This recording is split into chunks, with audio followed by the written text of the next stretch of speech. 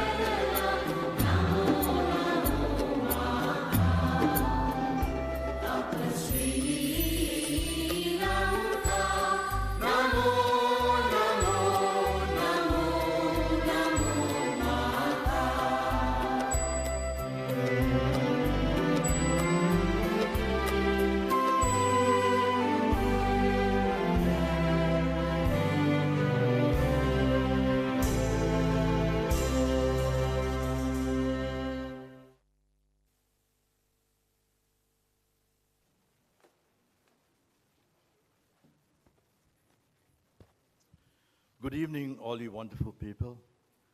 It's my proud pleasure to invite the convener of this August event and the founder of Lanka's Foundation for Good Governance, Mr. Richard de Souza, to welcome you all.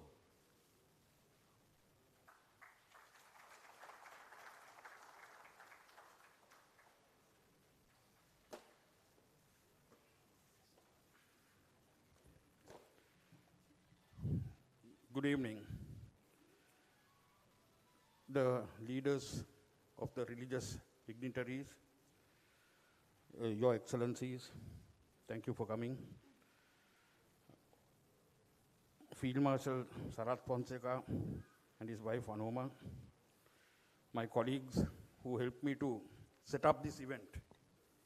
Thank you very much for affording this opportunity to, in my opinion, introduce a national leader to the world. A national leader who will turn the page and set the pace for the future generations. Politicians now since we have got our independence, have been selfish, self-centered, suppressing and ruling. So that must stop. 3 simple educational reforms which can right all the wrongs should be enforced. When the President Ranil Wickremesinghe came into power through a crack in the Constitution, I wrote an open letter to him, and to his credit, he got the Education Minister to have a chat with me.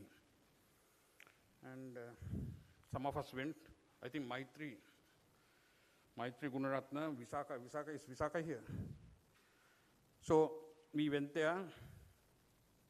He was all for having ethics for children. That was my primary concern, was ethics from playgroup level to where a child reaches 6 or 7 years, because that's how you mold the personality and character of a child. So if we don't start from there, what you see happening in Sri Lanka is clear evidence that we have not done what we should have done. Secondly, there must be a common medium of instruction. We are talking about equality and a whole host of things. If we don't provide English learning in the remotest parts of the island,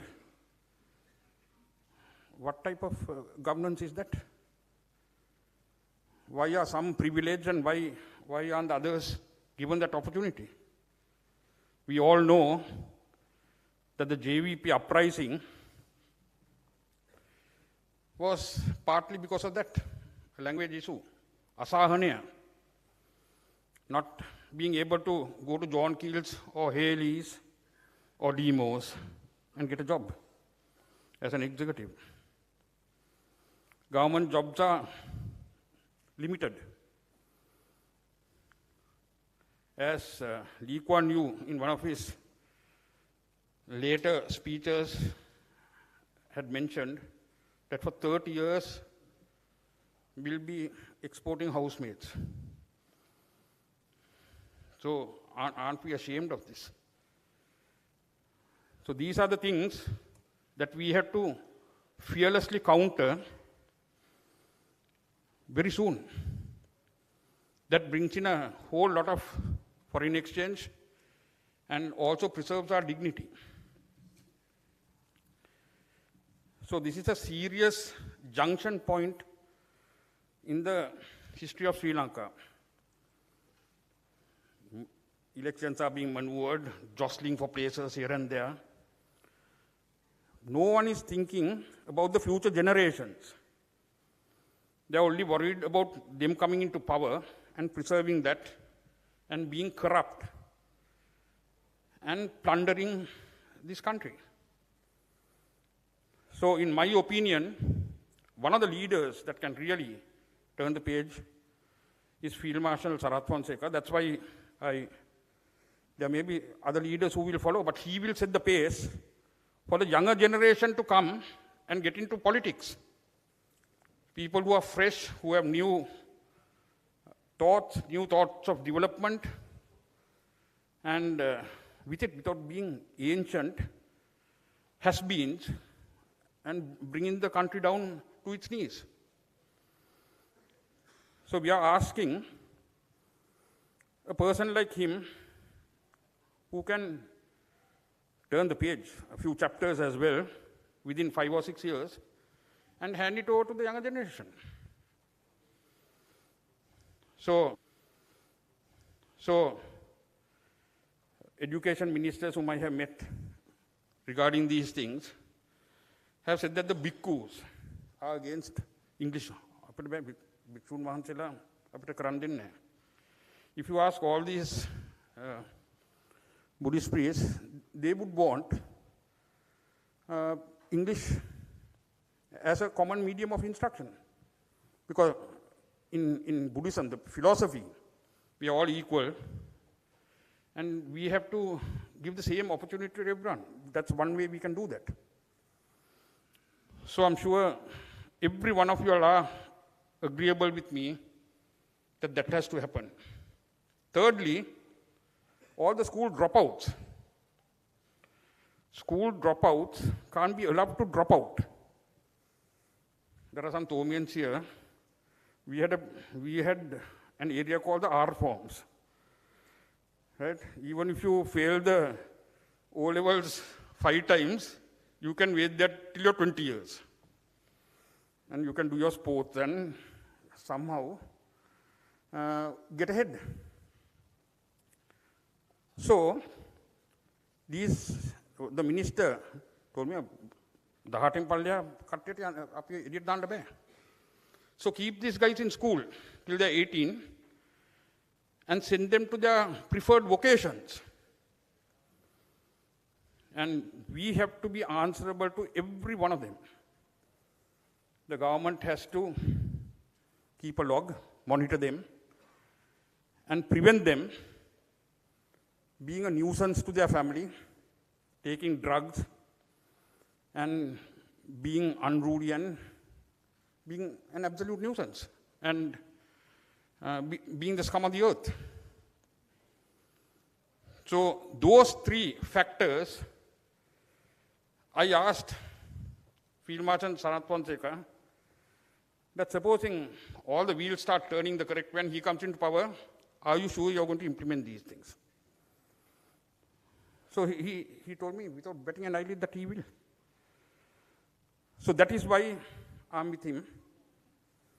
I don't know him for such a long time, but I remember when I was doing a magazine, I rang the Army Commander's office, though I wanted to interview the SF, the Special Forces, and he answered the phone.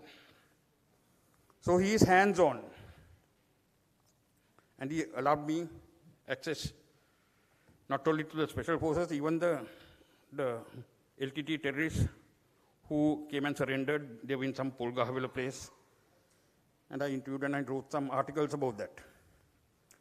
So that's the man whom I admire. And I feel that if we want to change, he's the man to get you there. There's no one else who has the acumen. There are so many ladies, I have different words to describe this, but who has the spunk and the courage and the honesty to get this going.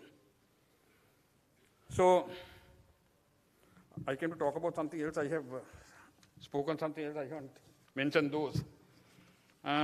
We have a draft manifesto and some questions. If we can have the questions. We'll have the questions. We have done a draft manifesto by the governance.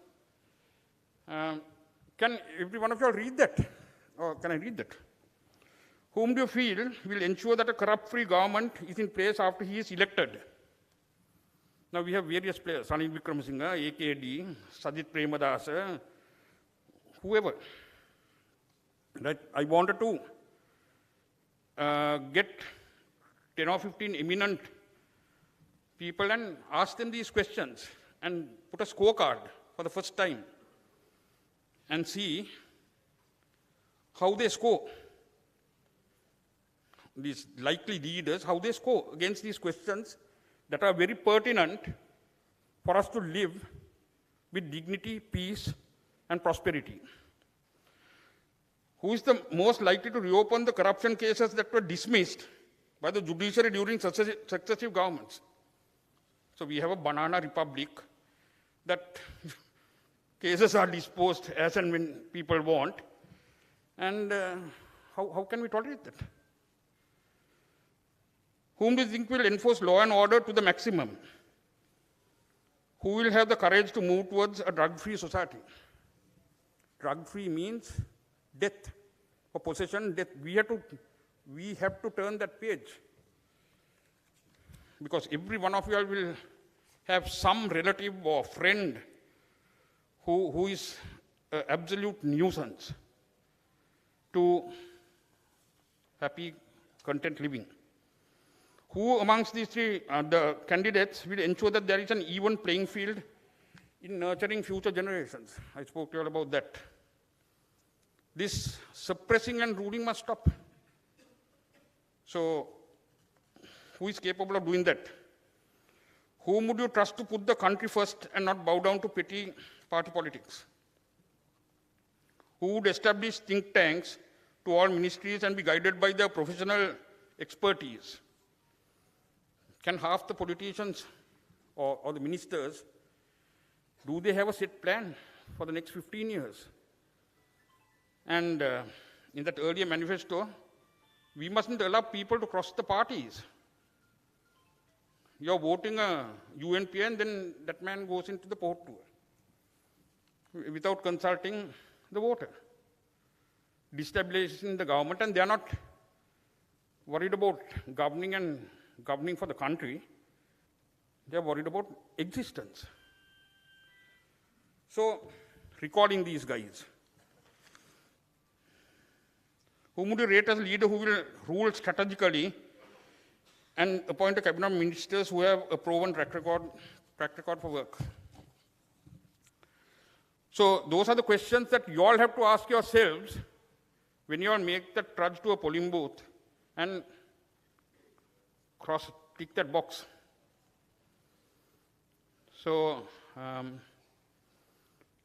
won't take the gloss off the evening by talking all these depressing nonsense that prevails around us. I would like to show a video of this great man's childhood and how he has come, how he has evolved. And it's a pleasure to be with you all and a privilege to be with all of you all, a cross-section of everyone. And I hope that what we are starting today will augur well for the country in our future. Thank you.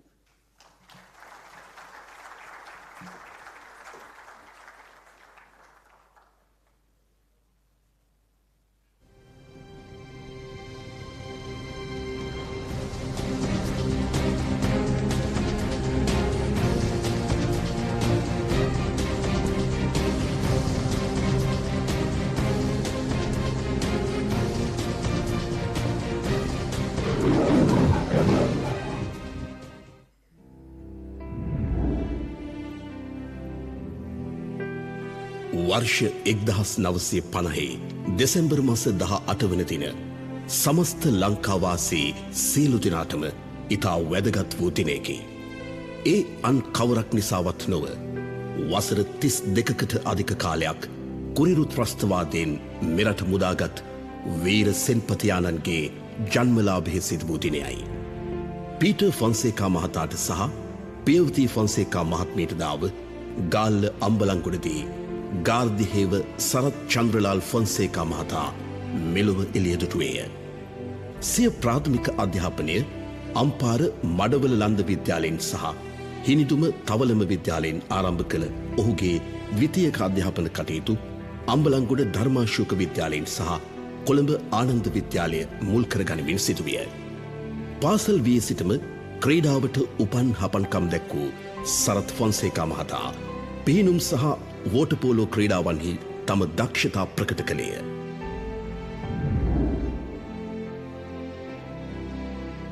එක්දහස් නවසය හැත්තෑව වසරේ පෙබරවාරි මස 5 වන දින ශ්‍රී ලංකා යුද්ධ හමුදාවට එක් වූ සරත් ෆොන්සේකා මහතා සිංහ රෙජිමේන්තුවේ පළමුවන බලෑනියේ දෙවන ලුතිනන්වරයෙකු ලෙස සිය හමුදා ජීවිතය ආරම්භ කළා. ඩී.ජේ. මුණසිංහ මහතා සහ එව්ජින් මුණසිංහ දෙපළගේ ආදරණීය දියණිය වූ අනෝමා ඉන්දුමති මුණසිංහ මෙනවිය සමග සරත් ෆොන්සේකා මහතා වර්ෂ 1979 අප්‍රේල් මාස 29 වන දින විවාහ දිවියට සම්ප්‍රාප්ත වුණා. ඉන් අනතුරුව ඔවුන් දෙපළට අපර්ණා ෆොන්සේකා සහ අප්සරා ෆොන්සේකා යන දියණියන් මෙලොව එළිය දුටුවා.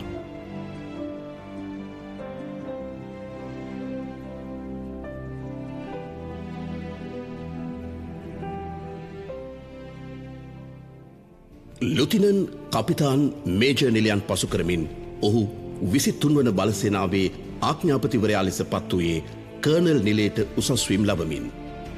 කර්නල්වරයෙකු ලෙස එවකට පැවති ත්‍රස්තවාදයට එරෙහිව පැවති සටනට නොබියව මුහුණ දුන් මෙම සෙන්පතියා එම කාලසීමාවේ ත්‍රිවිධ බලය සහ බලවේගය මෙහෙයුමට ඉතා සක්‍රියව දායකත්වය ලබා දුන්නා. 1993 වසරේ දෙසැම්බර් 1 වනදා බ්‍රිගේඩියර් නිලයට උසස්වීම් ලද ඔහු 1998 වසරේ පෙබරවාරි 3 වන දින මේජර් ජෙනරාල් නිලයට උසස් කෙරුණා.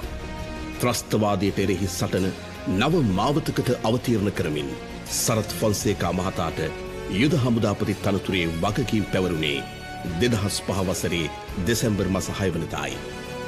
නව පත්වීමත් සමග හමුදාවේ විවිධ ප්‍රතිසංස්කරණ සහ නවීකරණ සිදු කරමින් ලුතිනන්ට් ජෙනරාල් සරත් ෆොන්සේකා මහතා ත්‍රස්තවාදයට එරෙහි ක්‍රියාමාර්ග තව තවත් තීව්‍ර කළා.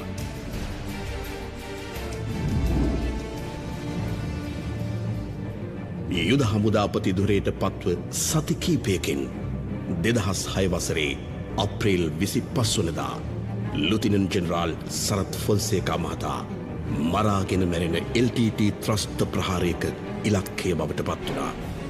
ඉන් ඉතා බරපතල තුවාල ලද සරත් ෆොන්සේකා මහතාට සිය ජීවිතය බේරා ගැනීමට හැකි වූයේ මුළු මහත් ශ්‍රී ලංකාවාසී සමස්ත ජාතියේ වාසනාවකටයි.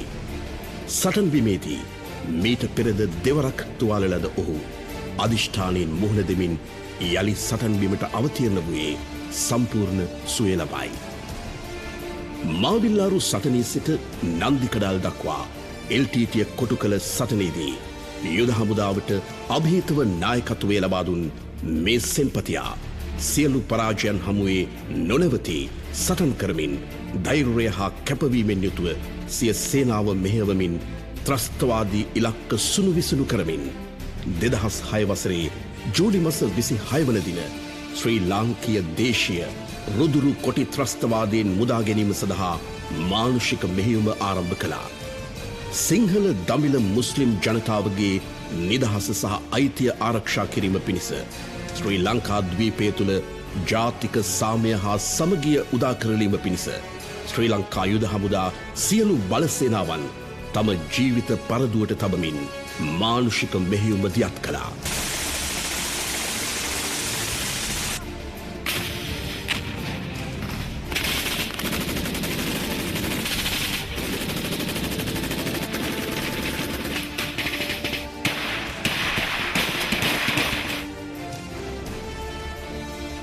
පියවරෙන් පියවර LTTE ත්‍රස්ත බලමුළු බිඳිමින් කොටි ත්‍රස්තයන්ගෙන් ජනතාව මුදා ගනිමින් ඔවුනට ආරක්ෂාව සහ පහසුකම් සපයමින් මුළු මහත් ශ්‍රී ලාංකීය ජනතාවට එකවන්ව තම අවංක සේවය ඉටු කිරීමට ශ්‍රී ලංකා යුද හමුදාව සමත් වුණා. ඉතා දුෂ්කර සහ වේදනාකාරී කාල පරිච්ඡේදයක් පසු කරමින් මාතෘ භූමිය වෙනුවෙන් ජීවිත පරිත්‍යාග කරමින් ශ්‍රී ලංකා යුද හමුදාව වසර 32ක් පැවති ඊලාම්වාදී කොරිරු යුද්ධය 2009 මැයි 19 වන දින සදහටම තුරන් කර ශ්‍රී ලංකා භූමියට සාමය උදා කළා. මේ උතුම් වූ පින්කමට සිය නායකත්වය ලබා දුන් ලුතිනන්ට් ජෙනරාල් සරත් ෆොන්සේකා මහතා තමා විසින් ත්‍රස්තවාදී යුද්ධය අවසන් කරන බවට දුන් පොරොන්දුව සපත කළා. ජනවාරි වල කිව්වා මගේ හමුදාපති කාලය ඇතුළත මම මේ යුද්ධය ඉවර කරනවා කියලා.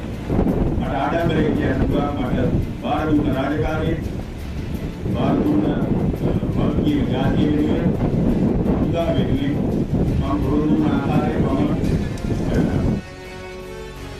ත්‍රිවිධ බලය බලවේගය යාල්දේවි රෙවිරැස ජයසිකරු ඇතුළු ක්‍රියාන්විතයන් සමග වසර 32ක් පැවති යුද්ධයේ ආරම්භයේ සිට අවසානය දක්වා මේ සෙන්පතියා රණබිමේ පෑ සමත්කම් උදෙසා ජයග්‍රහණ සහ පදක්කම් රැසකින් පිදුම් ලැබුවා.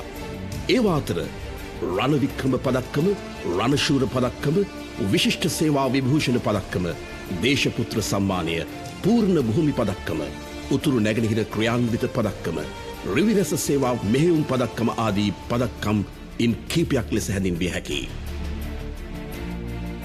ජෙනරාල් සරත් ෆොන්සේකා මහතාට 2009 ජූලි මාස 15 වන දින ආරක්ෂක මාණ්ඩලික ප්‍රධානී දුරේ වැඩ කටයුතු භාර කරනු ලැබුවා. 2009 වර්ෂයේ දේශපාලන පොරපිටිය මෙන්ම සමාජය තුළ කතිකාවක් නිර්මාණය වන්නේ එළඹෙන ජනාධිපතිවරණයට තරගවදින පොදු අපේක්ෂකයෙකු පිළිබඳවයි.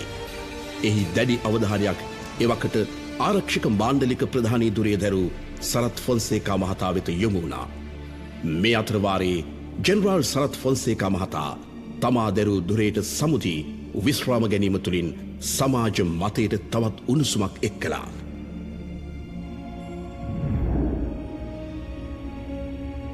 උදාවන්නේ වර්ෂ 2009 දෙසැම්බර් 29 වනදායි. එදින ඔහු පොදු අපේක්ෂකයා ලෙස ඉදිරිපත් වන බවට සියලු මාධ්‍ය හමුවේ ප්‍රකාශ කළා. මම ජනාධිපතිවරණයට පොදු අපේක්ෂකයා ලෙස ඉදිරිපත් වෙනවා.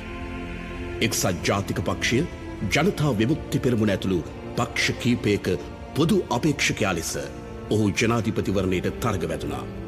වාද විවාද මැද පැවැත්වෙන උණුසුම් මැතිවරණයක අවසාන ප්‍රතිඵලය නිකුත් වන්නේ ජෙනරාල් සරත් ෆොන්සේකා මහතාට පරාජය උරුම කරමිනි. අනතුරුව ජෙනරාල් සරත් ෆොන්සේකා මහතා දේශපාලන හේතුන් මත වසර 2.5ක කාලයකට සිරගත කෙරෙනු අතර ඔහු දැරූ නිලතලවලින් පහ කරනු ලැබුවා. සිය රටත් ජාතියත් වෙනුවෙන් තම ජීවිතය කැපකරමින් සේවය කළ ඒ අභිහිත නායකයාට අවසානයේ උරුම වූයේ 4 සිරමැදිරියක් පමණයි.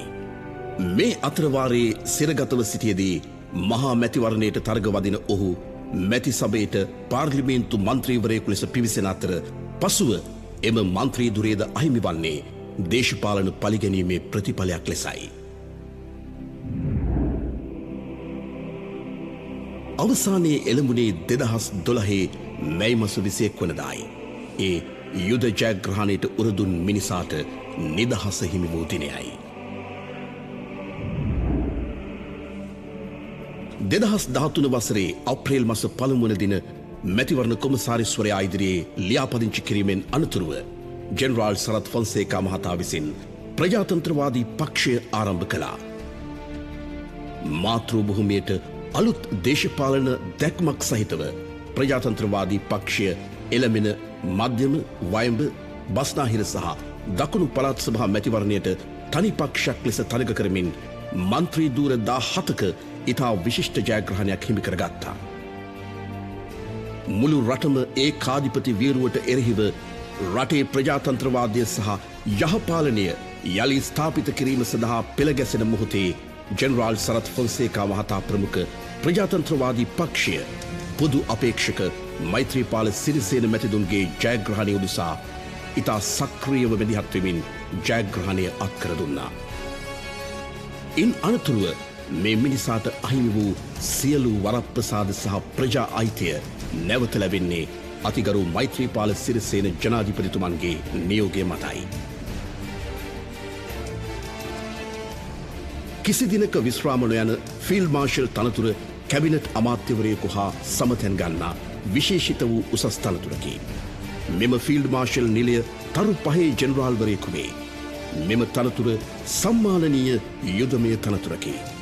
සෑම ෆීල්ඩ් මාර්ෂල්වරයෙකු සඳහා විශේෂ වූ බැටනයක් ඔහු විසින් වම් අතේ දරා සිටිනු ඇත.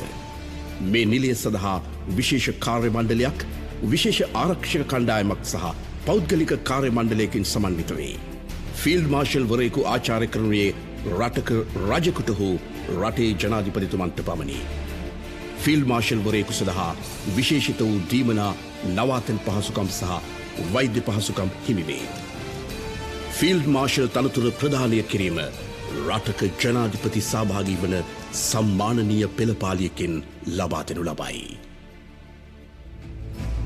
මාතෘභූමියේ චිරස්ථිතයට සහ ස්වෛරීත්වයට එරෙහිව ක්‍රියාත්මක කරන ලද සකලවිධ සතුරු බලමුළු මුලින් උපුටා දමනු වස් ස්වකීය ජීවන අපේක්ෂාවන් සහ සුඛ විහරණයන් පසිකලා ජීවිතයාගේ ඒ කායන අභිවෘද්ධිය ප්‍රාර්ථනා කරමින්ද සංග්‍රාමික භූමියේ බහුවිධ අභියෝගයන්ට නොසැලී මුහුණ දෙමින්ද ශ්‍රී ලාංකික රාජ්‍යයේ පරමාභිලාෂයන් උත්කර්ෂණය කරමින්ද අසම සම කැපවීමකින් සහ විශිෂ්ට විනයගරුකත්වයකින් යුක්තවද දේශමාමක ජනමනස්සේ වීරෝධාරත්වයෙන් සහ අප්‍රමාණ භක්ති ප්‍රණාමයෙන් සදා පූජනීයත්වයට පාත්‍ර වෙමින්ද ජගත් සංග්‍රාම ඉතිහාසය නව යුගයකට අවතීර්ණ කරමින්ද රණකාමීත්වය සහ සාමූහිකත්වේ අක්කේශ්වර වීරත්වය ප්‍රකට කරමින්ද ජනතාවගේ සහජීවනය උදෙසා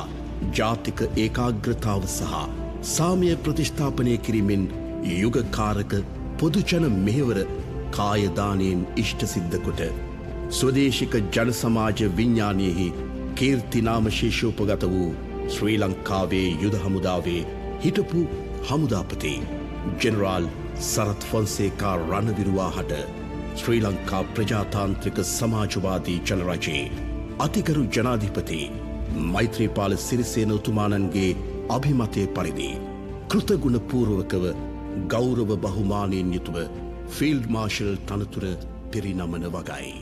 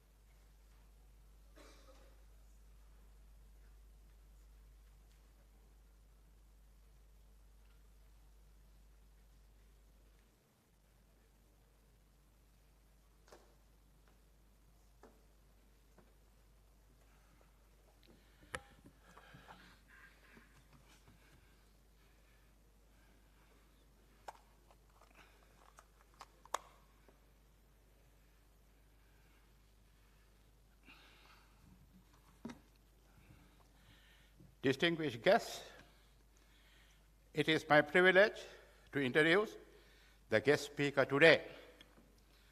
The infant Gardhiaheva Sarath Chandralal Fonseca from Ambalangoda was born on 18th December 1950.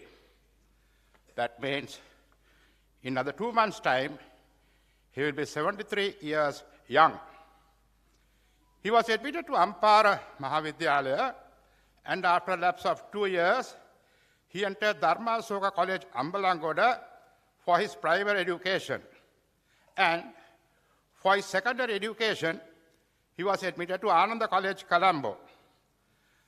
I must say, the cake was baked at Dharmasoka, but icing on the cake was done at Ananda.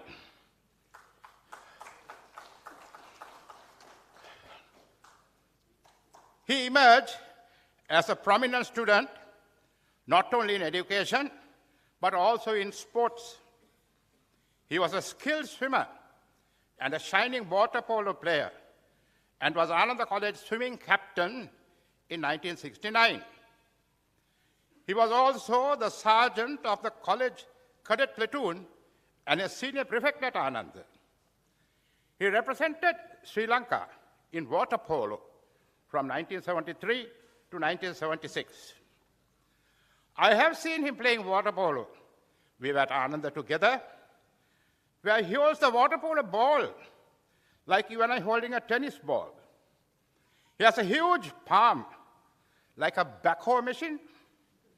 Shake hands today, and you will know. Upon completion of his schooling, He enlisted to the Sri Lanka Army as a cadet officer on 5th February 1970. Having entered the Sri Lanka Military Academy of the 3rd batch of intake at Diyatalava, he was successfully commissioned as a 2nd lieutenant in Sri Lanka's Singha Regiment on 1st June 1971. From there onwards, 2nd Lieutenant Sarath Fonseka, in his unit as a platoon commander, effectively served in various areas of the island and won commendation for his committed services from his superiors. After receipt of promotion as lieutenant on 5th February 1973, he left for India to follow a commando course. He received the promotion to the rank of captain in 1976 through his untiring dedication and commitment to the service. Captain Sarath Fonseka in 1978 and 79, further expanding his military horizons, followed the anti-terrorist jungle warfare course in India, and again left for Pakistan to attend the platoon commander's course. He was promoted to the rank of major in 1980. He served as an instructor at several training centers in the island. Elevated to the rank of lieutenant colonel on 15th October 1988, he was appointed the commanding officer for 1st Battalion, Sri Lanka Singha Regiment headquarters at Ambepussa.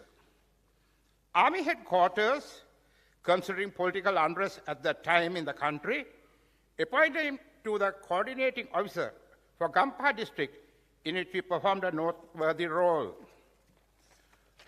With the gradual escalation, who had been by then recognized as a fierce warrior, was deployed as the general officer commanding of the 23rd Division. Colonel Fonseka sustained injuries in a terrorist attack, forcing him to be away from the battlefield. However, his speedy recovery after a short while enabled him to rejoin the operations. Promoted to the rank of brigadier on 1st December 1993, he was deployed in operational areas considering his warfare experience, strategies, and knowledge. He served as general officer commanding in the battlefields of Mana, Batikolo, Kilinochchi, Kaits, and Jaffna. He pioneered victories secured in Rivirasa and Jayasiguru operations against terrorists with the support of the troops he commanded. On 23rd February 1998, he received his promotion to the rank of Major General. The onset of the year 2000 commenced with severe escalation of fighting between Sri Lanka Army and LTTE terrorists. Meanwhile, terrorists launched attempts to capture the Jaffna Peninsula. This well-organized terrorist mood was challenged and diffused by indispensable officer of the army, Major General Sarath Fonseka. During 2003 to 2004, Major General Sarath Fonseka served as Commandant of the Sri Lanka Army Volunteer Force, Deputy Chief of Staff, and Chief of Staff as his military career matured. After his appointment as 18th Commander of the Sri Lanka Army on 6 December 2005, he was elevated to the rank of Lieutenant General, clearing the way for him to totally take control of ongoing ground operations and the challenge of wiping out terrorism from the motherland. Giving a pledge to the nation, he announced that he will not leave his successor to fight the war, and true to his words, he annihilated the deadliest enemy with his military skill and expertise. Shouldering a formidable task and responsibilities of freeing his country from terrorist grips, he meticulously devised necessary ground plans for military offensives and operations. The attempted LTTE suicide attack on his life inside the Army headquarters on 25th April 2006 brought about a turning point in his own life and the subsequent conduct of the warfare against the foe, although he sustained critical injuries. The merits he had acquired and blessings the country had invoked on him miraculously spared his life after treatment he received here and abroad. He was thus twice blessed to have been able to rejoin anti-terrorism operations after his recovery and return to the battlefield. This resulted in the elimination of the ruthless LTT terrorist leader on 19th May 2009 in Nantikadal. Then Defense Secretary characterized General Fonseca as the best army commander in the world. He emerged an icon in the 30-year-long fighting history against island's LTT terrorism. Recognizing this unmatched victory over terrorism, he was promoted to a 4-star general, and afterwards he was elevated to the office of Chief of Defense Staff on 15 July 2009. After his illustrious and unmatched 39 years of military career, this fearless war hero par excellence retired from service on 14th November 2009. General Fonseca was awarded 16 High Gallantry medals during his career, including Deshaputra Medal, in recognition of his selfless and unparalleled heroism and bravery. Having bid farewell to military life, he contested the presidential elections held in January 2010 against the incumbent Mahinda Rajapaksa, and when Rajapaksa won, he took revenge from General Fonseca by arresting him in the most uncivilized manner on February 8, 2010. This illegal arrest became imprisonment and was incarcerated till May 2012. On 22nd March 2015, at an investiture ceremony, General Sarath Fonseca was conferred with the rank of Field Marshal. This rank is the highest any army officer in the world will attain and carries 5-star. A Field Marshal salutes only the king or a president of a country. On this occasion, the message sent by then Prime Minister Ranil Wickremesinghe, present president, is worthy of mention. Quote, "The unmatched dedication and leadership provided by General G.S.C. Fonseca in his historic process of restoring violence-free environment in our motherland, free from fear and suspicion, after eliminating terrorism that gripped our nation over 3 decades, is remembered forever. Upon my taking office in 2001 as Prime Minister, this efficient officer's skills had remained untapped, and his appointment as the Commander Security Force Headquarters, Jaffna, came about in that background. Though he rendered a priceless service on behalf of the country as an icon in the period, we all know that he was subjected to a series of injustices and humiliation. Despite all those challenges, this war hero afterwards intervened during decisive moments of Sri Lankan society at political level with gestures deserve our special praise and commendation. It's a matter of delight for me to be associated with the process that metes out justice, finally to General Sarath Fonseca, after receiving due assessment on his capabilities. I extend my warm greetings to General Sarath Fonseca on his promotion to the rank of Field Marshal. Ranil Wickremesinghe, Prime Minister, Democratic Socialist Republic of Sri Lanka, unquote. After the general election of 2015, he was appointed a cabinet minister, and today he is a member of parliament. He is also the chairman of Samagi Jana Balawegaya political party. Ladies and gentlemen, Please welcome Field Marshal Guardia Heva Sarath Chandralal Fonseca, who will address you. Thank you.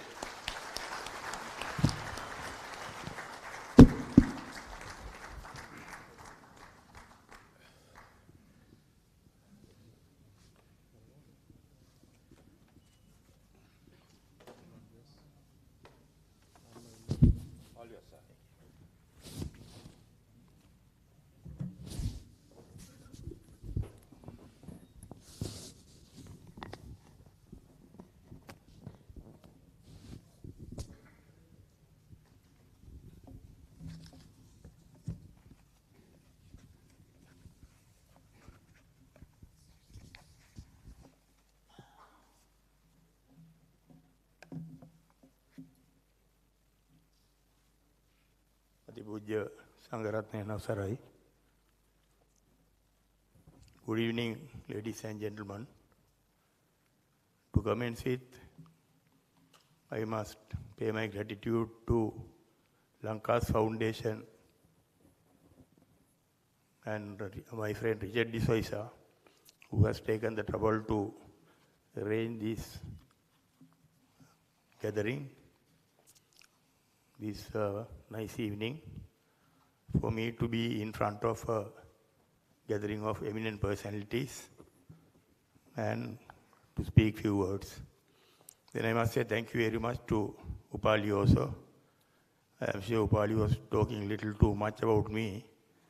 But anyway, thank you very much for the eloquence, Upali. And there are many others who are known to me, personally met, but some of them I have heard, I haven't met personally.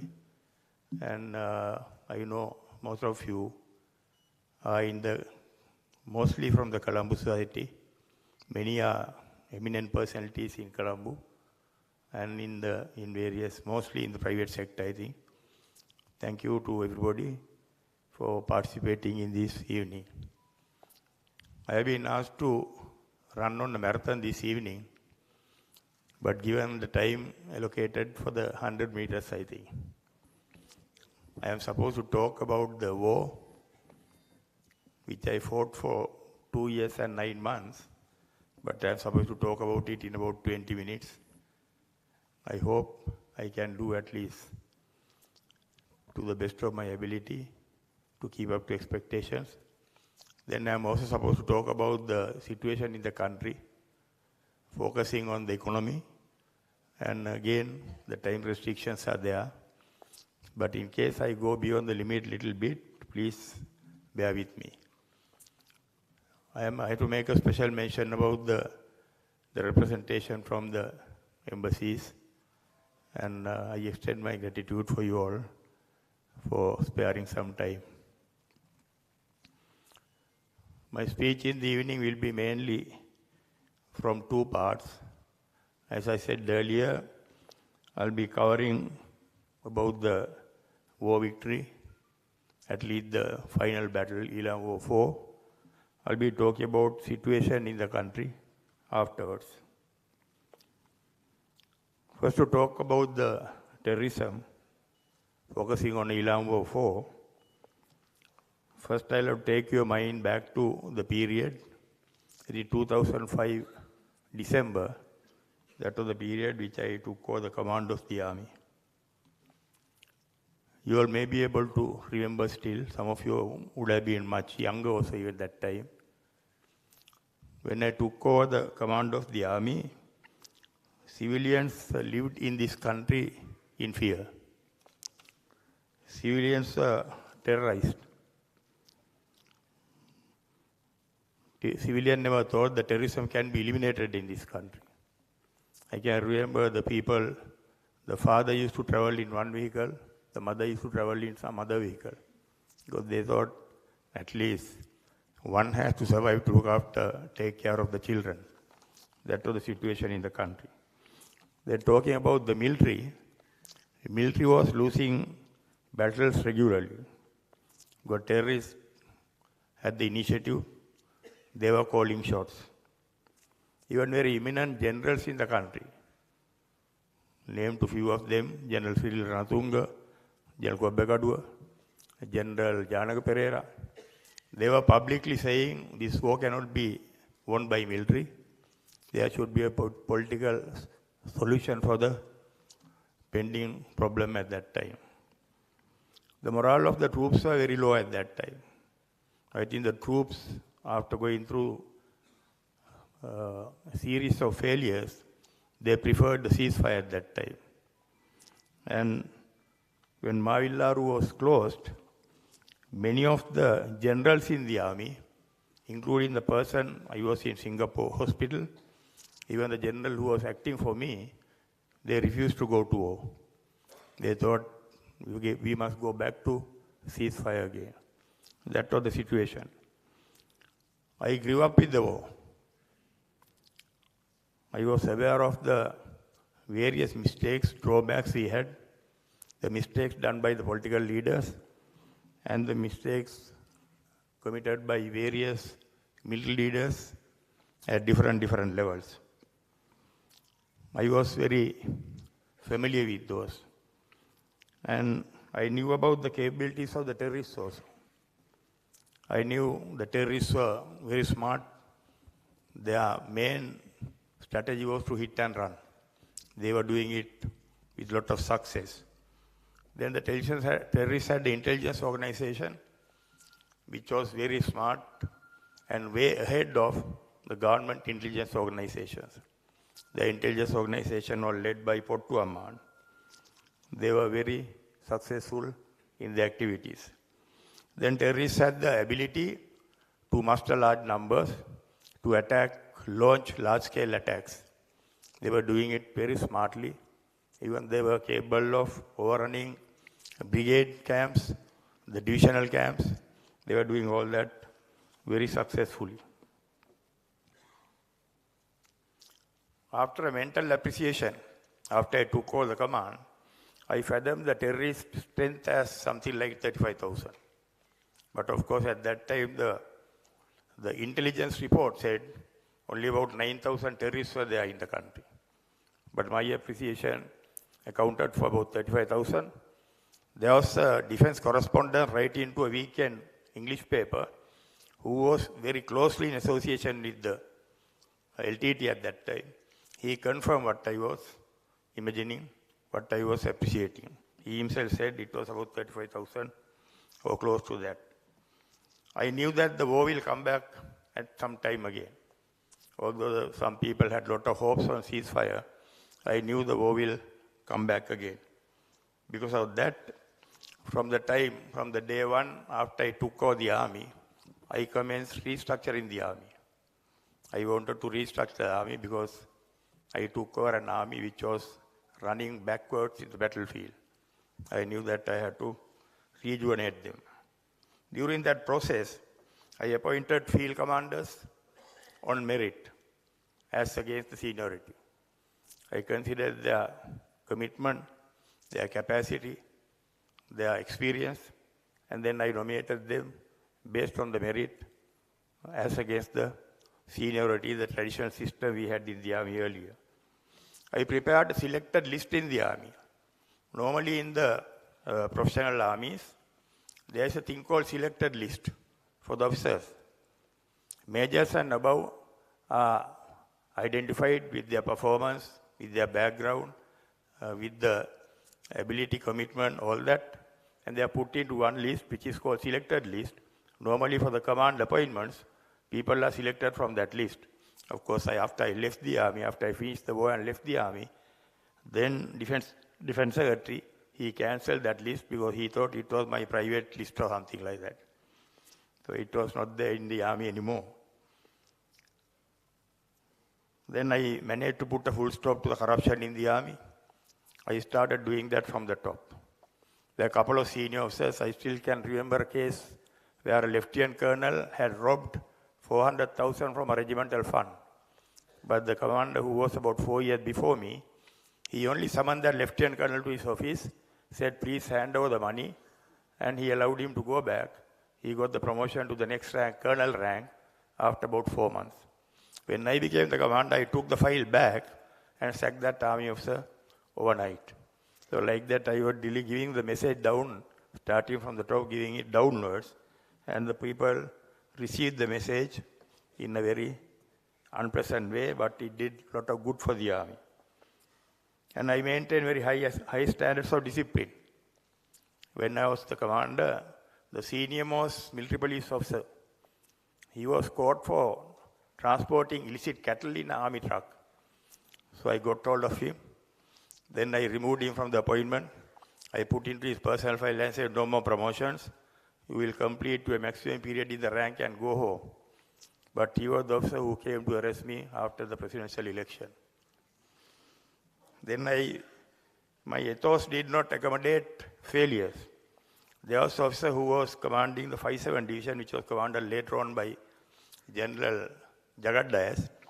That officer, after one counterattack by terrorists, he refused to command the division anymore. He started crying, he started complaining to his regimental commanders and even to my secretary, military secretary. Then I removed him overnight and replaced him with General Jagat Dayas, and that was the other officer who came to arrest me. So that is how the people united to come and arrest me and drag me out of my office. Then I had no favorites in the army. During my career in the army, I had never even had a cup of tea from a junior officer. I had never had a drink from a junior officer. If I had a drink from anybody in the army, I ensured that I return the drink at some stage. So likewise, because of that, I had no favorites in the army. My relationship was only official with everybody in the army. Then I wanted to put the army right, but I started putting the army right, starting from the top. First I started grinding the generals, then the brigadiers, then all the others fell in line. It was very easy. Even this country, if you want to put the country right one day, you have to start correcting it from the top, and sitting on the top, then after that everything will fall in line. From here onwards, we'll talk about how the victory was made realistic. A lot of things I had to do against the conventional standard methods, against the tradition, to make the war, winning the war, to make it realistic. I wanted to deviate from traditional and conventional fighting techniques and tactics. So I started doing that because the LTT was very familiar with traditional, conventional tactics and fighting techniques. I wanted to deviate from that. I evolved new strategies, new tactics, and new training methods. During the process, operations were planned to kill the terrorists, not to capture land. Before I took over the army, there were a whole lot of operations going on for 30 years. Every operation was planned to capture the land, but I planned all the operations to kill the terrorists, not to capture the land. Then I left the roads for the terrorists to use. I pushed the army into the jungles. I took the battle into the jungles.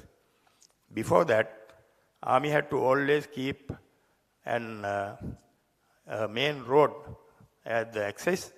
Then army used to move astride main roads because they wanted to maintain logistic tail. They wanted to maintain the admin tail. But I had no admin tail. I pushed the army into jungles. And admin and logistics was a nightmare. Sometimes they had to carry casualties about 5 kilometers on shoulder. It was difficult. Going was difficult. But we achieved the results desired. I trained all the infantrymen on a special training course called Special Infantry Operations. Special syllabus was arranged for 3 months training for every infantry soldier to make him a special fighting machine. After following that course, the infantry soldiers, they were very good, effective, die-hard fighting machines in the field. Their training included about 1 month almost commando endurance training, then about 1 month specialized in field engineering, specialized in calling for artillery fire, air force fire, specialized in first aids. After that, they were again sent for 1 month to Commando Training Center and a Special Forces Training Center to give them a tough training and concentrate on a lot of firing. The soldiers managed to change the pattern of the war. After training them in SIO training, I called it SIO training, Special Infantry Operations, I managed to, by using them, changed the overall strategies of the army. Before that, the army used to move.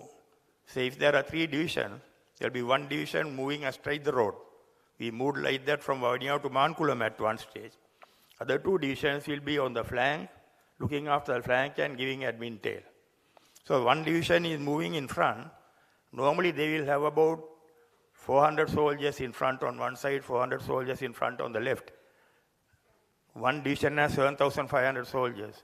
3 divisions, 22,000. But out of them, only 800 will be fighting. That was the technique the army was using, the conventional technique forever. I changed this, I put the SIO teams, 4-man teams, I trained them and put them into 4-man teams. I used to put about 200 4-man teams into jungle. Then they cover 75 meters apart, about 15 kilometer frontage. In a division, there are about 1,250 4-man teams. Out of them, 200 teams are put to cover 515 kilometer frontage. The balanced 4-man teams are giving them the backing. So likewise, when you change the strategies, formations, the terrorists fighting totally went out of the balance. They didn't know how to face the military because they had never seen military operating in that fashion. Then I kept the divisions in multiple fronts. Unlike those days, when there are 3 divisions, they put all 3 divisions to go together. I put them in different fronts, one in Vavuniya, one in Valua, one in Mena, and they were fighting in wide fronts, and we were engaging almost all the terrorists at the same time. We ensured that 35,000 terrorist cadre was kept committed in the battle in front of us.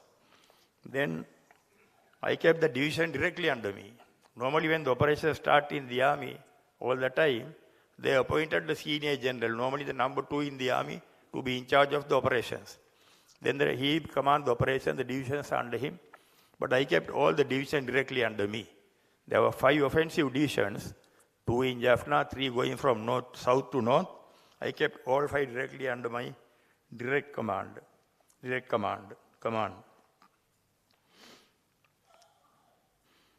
When I had to give instructions, normally in the offensive operations, the commander will give directions, orders 1 level down.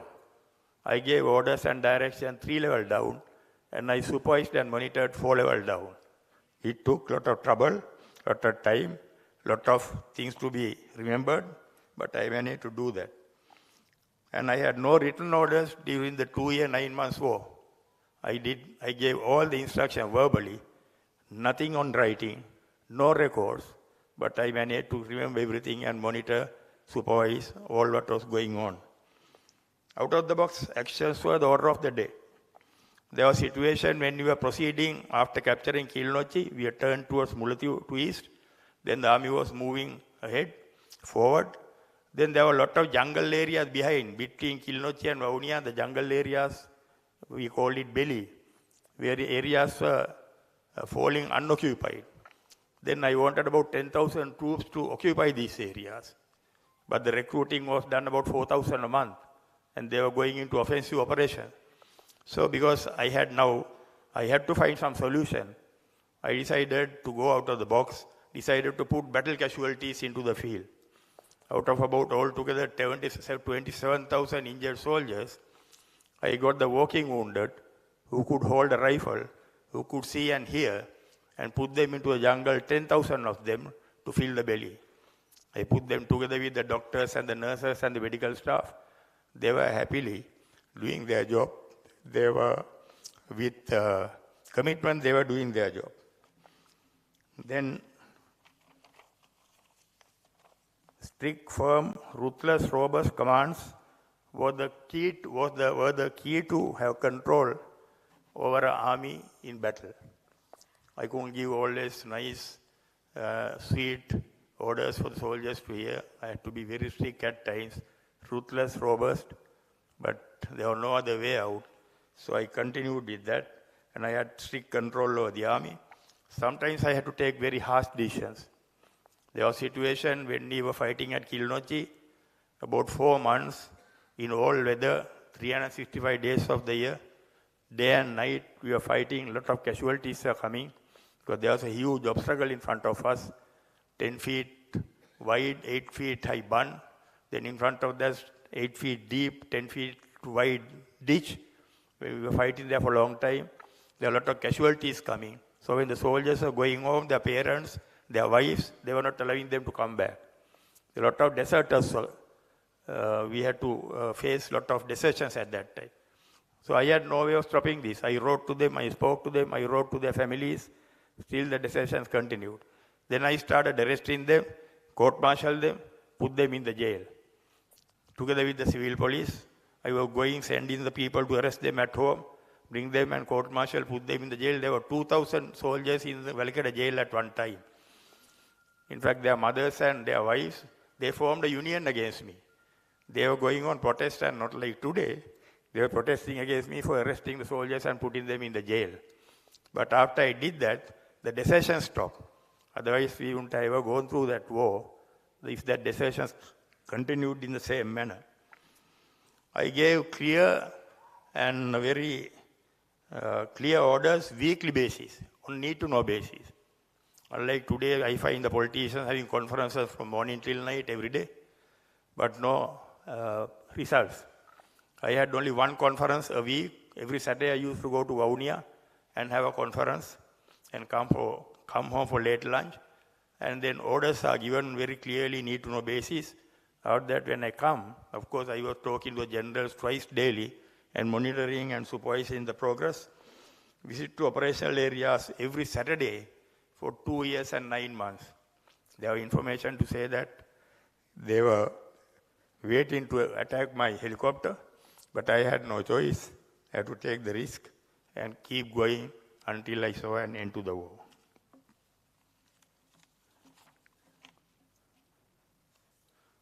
I had to ensure that I maintained initiative without giving a respite to the enemy. I didn't want to allow a single second, a break for the terrorists to regroup and take a respite. So initiative I retained throughout the whole period of the operations. Fought without a respite, without giving any break in the fighting, because I was worried if I give a break, whether the government will take the advantage and try to go against the offensive. Therefore, I didn't give a break for the government to take any step against the offensive. Still, 2009, January 31st and February 1st, against my advice, that time Commander-in-Chief gave a ceasefire for 2 days. I don't know why he gave a ceasefire. We were only 10 kilometers away from the last line. Then during that period, terrorists attacked us. The army fell back. We fell back 5 kilometers. Had we gone another 3 kilometers, you would have lost the war. And I lost about 500 soldiers because that stupid decision taken by the politician at that time, going against our advice. There were problems like that. Then I maintained higher standards in the welfare, higher standards in the administration, higher standards in the logistics, and ensured that no lapses. I was personally supervising them. Then welfare of the families of the soldiers and officers who were in battle was taken care by the Seva Vanitha unit. It was headed by this lady who is seated here, Seva Vanitha unit, handled the welfare of all the families. I promoted 2,000 soldiers within a period of 2 years to the rank of lieutenant, second lieutenant. There was a dearth of young officers in the army. So you were getting a lot of casualties.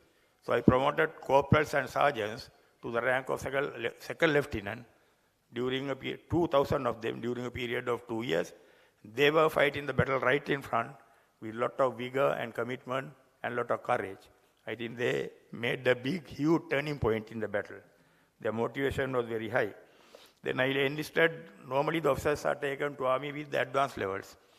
During my period, we were taking 2 batches for a year, 150 at a time, so 300 officers were joining the army per year. I took 1 batch out of the 2 batches with O-level qualifications. I was wondering if I joined the army with O-levels and I could command the army, I was thinking why a young officer who can come with O-levels and command a platoon of 25 men. And when we were taking people with O-levels, we had the option of taking a lot of youth, sportsmen, and more dynamic people rather than the people who had uh, long aspirations to go to university and various things. The youths who are coming, normally, in a school, the sportsmen, most of them, they failed advanced level. So I was eyeing them. I was taking them into army. They did a superb job. Then final outcome of the war, 23,000 killed. Terrorists, 23,000 killed and 12,000 arrested. From the army I commanded, 2 years, 9 months, 5,200 paid supreme sacrifice, 3,000 permanent disabled, and about another 19,000 injured in the war. So compared with other services, not that I am trying to let them down. My army, I lost 5,200 men, when Navy lost 150 men, Air Force 2 officers and 6 airmen. So you could see the brunt of the war had to be carried by the army because the land battle was the most demanding battle. So that is as far as the war is concerned.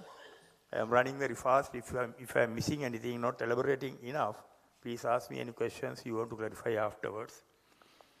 Now I am coming to the main issue. Main issue faced by all of you. Situation in the country. The situation in the country, the country is in a predicament.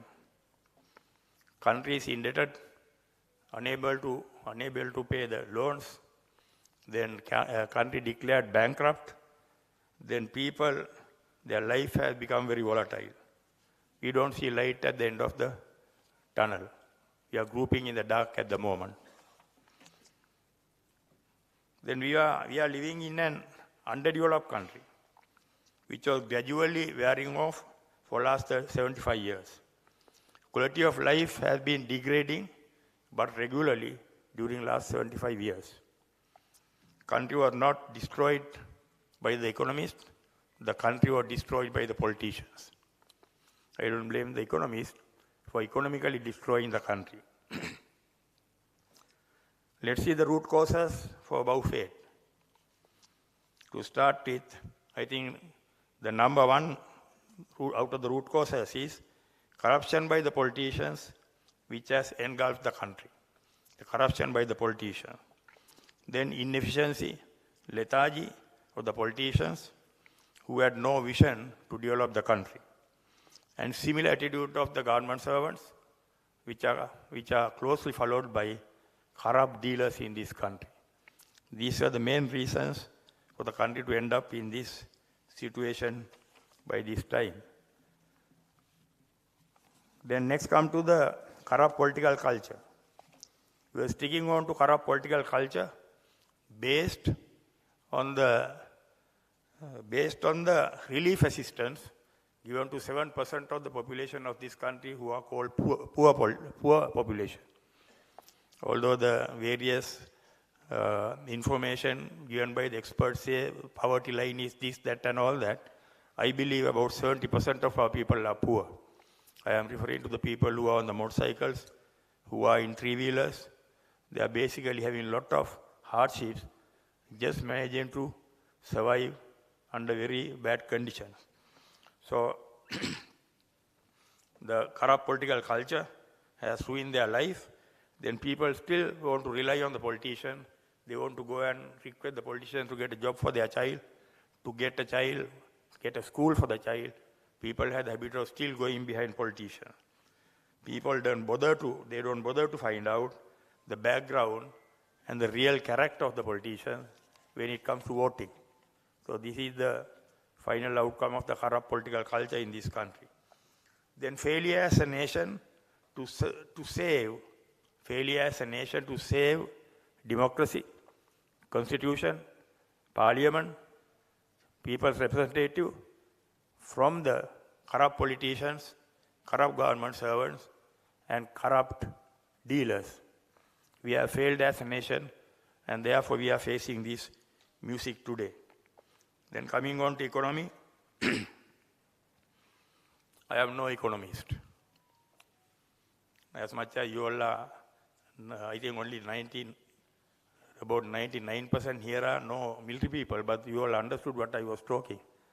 Therefore, although I am no economist, I understand little bit what the economists are talking. And I am no economist, but I have a general idea about the economics and the economist. And what the government has to do in a situation like this, I have a general idea. Economy and economists are mostly about, from what we hear, what we see. I have not learned from a book, what I heard and what I see in this time, throughout this period. They talk about per capita income, they talk about GDP, they talk about borrowings, they talk about borrowing limits, then they talk about interest rates, they talk about sovereign bonds, treasury bills, then they talk about remittances, they talk about tourism and foreign exchange, then they talk about foreign exchange and foreign exchange reserves and gold reserves, money printing, taxes and tax concessions, productions, investments, and also privatization. These are things what we hear. I think this is all about what the economy is evolved and economy is focusing about. And in addition to above, our economists are also familiar with facts and figures. They are familiar with rules and regulations, and they are also they know from where to borrow the money. That is the difference between a normal citizen and economist, I think. You all don't know anything to do with those things, those aspects. Nowadays, they also talk about IMF, then they talk about debt restructuring, then they also talk about optimization of internal debt. So these are the things what we hear from morning till evening these days. Of course, what the economists do, basically what they do is gambling or meddling with the available assets and the available money in the country. That is what they do. They are very good in that. They will recommend various ways of shifting from here, shifting from there.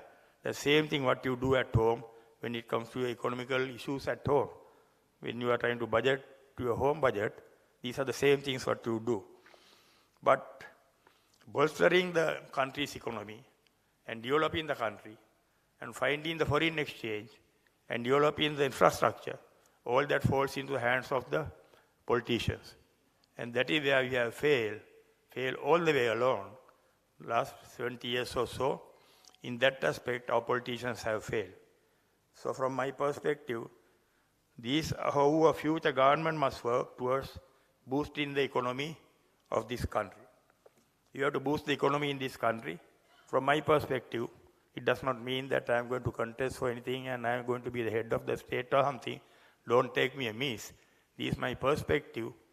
This is the way I think the country has to go forward. We will have to work based on the priorities. There are a lot of lapses, shortcomings. Everything is in a mess in this country. So we won't be able to try and put everything in line in one go. So we'll have to think on the priorities and start working on the priority.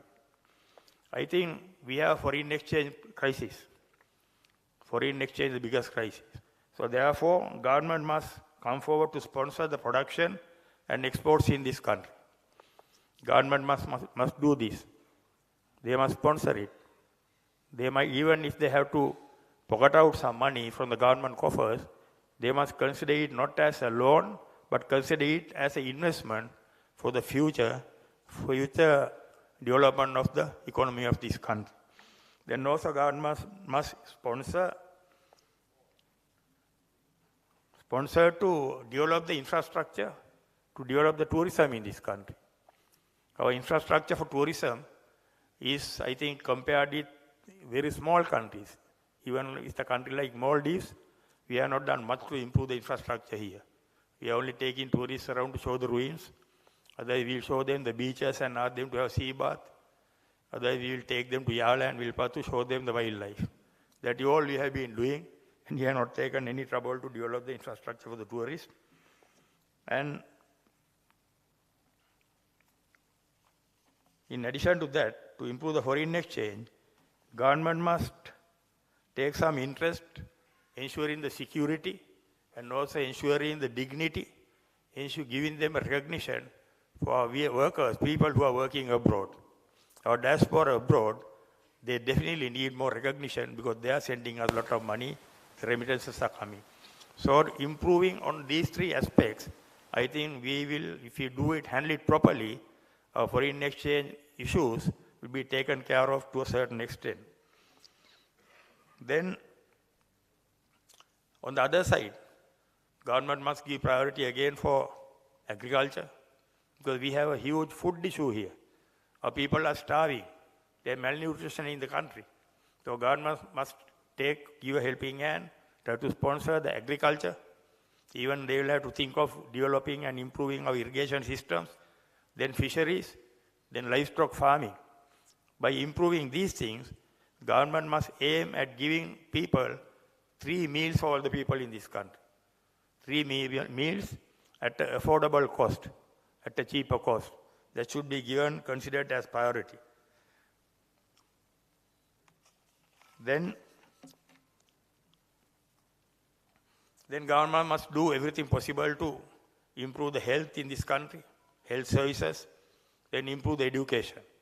We must invest on that so that we will reach the standards, international standards in the health sector and education sector. That should be priority. I think even Richard, half his speech, he was concentrating on the education of the future generation. Then I have realized we are spending too much money on fuel in this country. Even during the crisis period, you could see the queues all over because we have got used to the habit of running our private transport, spending a lot of money government-wise and also private-wise. We are spending and wasting a lot of money on transport. We must do everything possible to develop the public transport. It must be developed to a stage where if there's event like this, most of you would have used the public transport and come here in a developed country. But today I know about at least 100 vehicles would have moved to this place. So therefore, improving public transport will only save your budget at home, and it will also do a lot of savings for the country's coffers. So improving public transport should be given priority. Then government must look for investors to develop the infrastructure for rich tourists to come here. There are rich tourists in the world. The tourists who come to our country are basically the poor tourists. Even these days we hear there are a whole lot of tourists going to Passara. They are all backpackers. They don't waste a lot of money when they come here. Travel by bus, walk miles and miles, and everything free, eat a bun or two, and manage, look around the country and go back. I have heard that the Chinese especially, the Chinese tourists, 80% of the Chinese tourists who are rich, they go to Maldives. Only about 20% come here. Those who come here are the people who are looking for the cats and the frogs and the snakes and various people. But the rich tourists who go to Maldives, they take a lot of money and go. So you can imagine what is wrong with us. What has Maldives got? What have we got? So definitely we have to think on this line, develop the infrastructure to attract the rich tourists. So that means we have to, I am not going to try and go beyond the limits, talk about prostitutes or ganja or various things, but definitely to attract the rich tourists, because when they come here, they want to have some fun. So casinos, nightclubs, those things will have to come by way of investors. And also I think when a tourist comes here, we must have a nice, attractive package for him. Not only go to see the ruins and go to the beach, or go to Sigiri and go and stay in a hotel, then go to Yala. To take them around in a nicely organized package, we have to develop things like cable cars, even maybe a Disney World. There are investors who can come and put up those things. If you have a cable car system coming from upcountry, going towards Mayangan or something, to Batiklo, then we have a beautiful package, what a tourist can cover within a period of about 2 weeks. Then there will be a lot of attraction here. So we have to think on these lines. But today we see the people in the tourist ministry, they will go and hold banners in cricket matches and all that. They think they will see the banners and come here and waste their time. So these areas we have to think about, and these are important areas.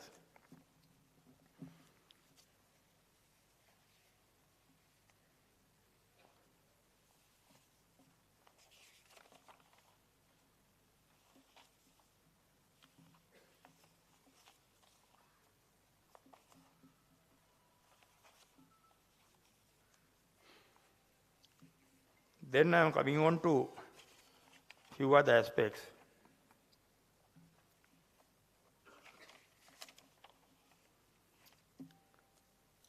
Privatization.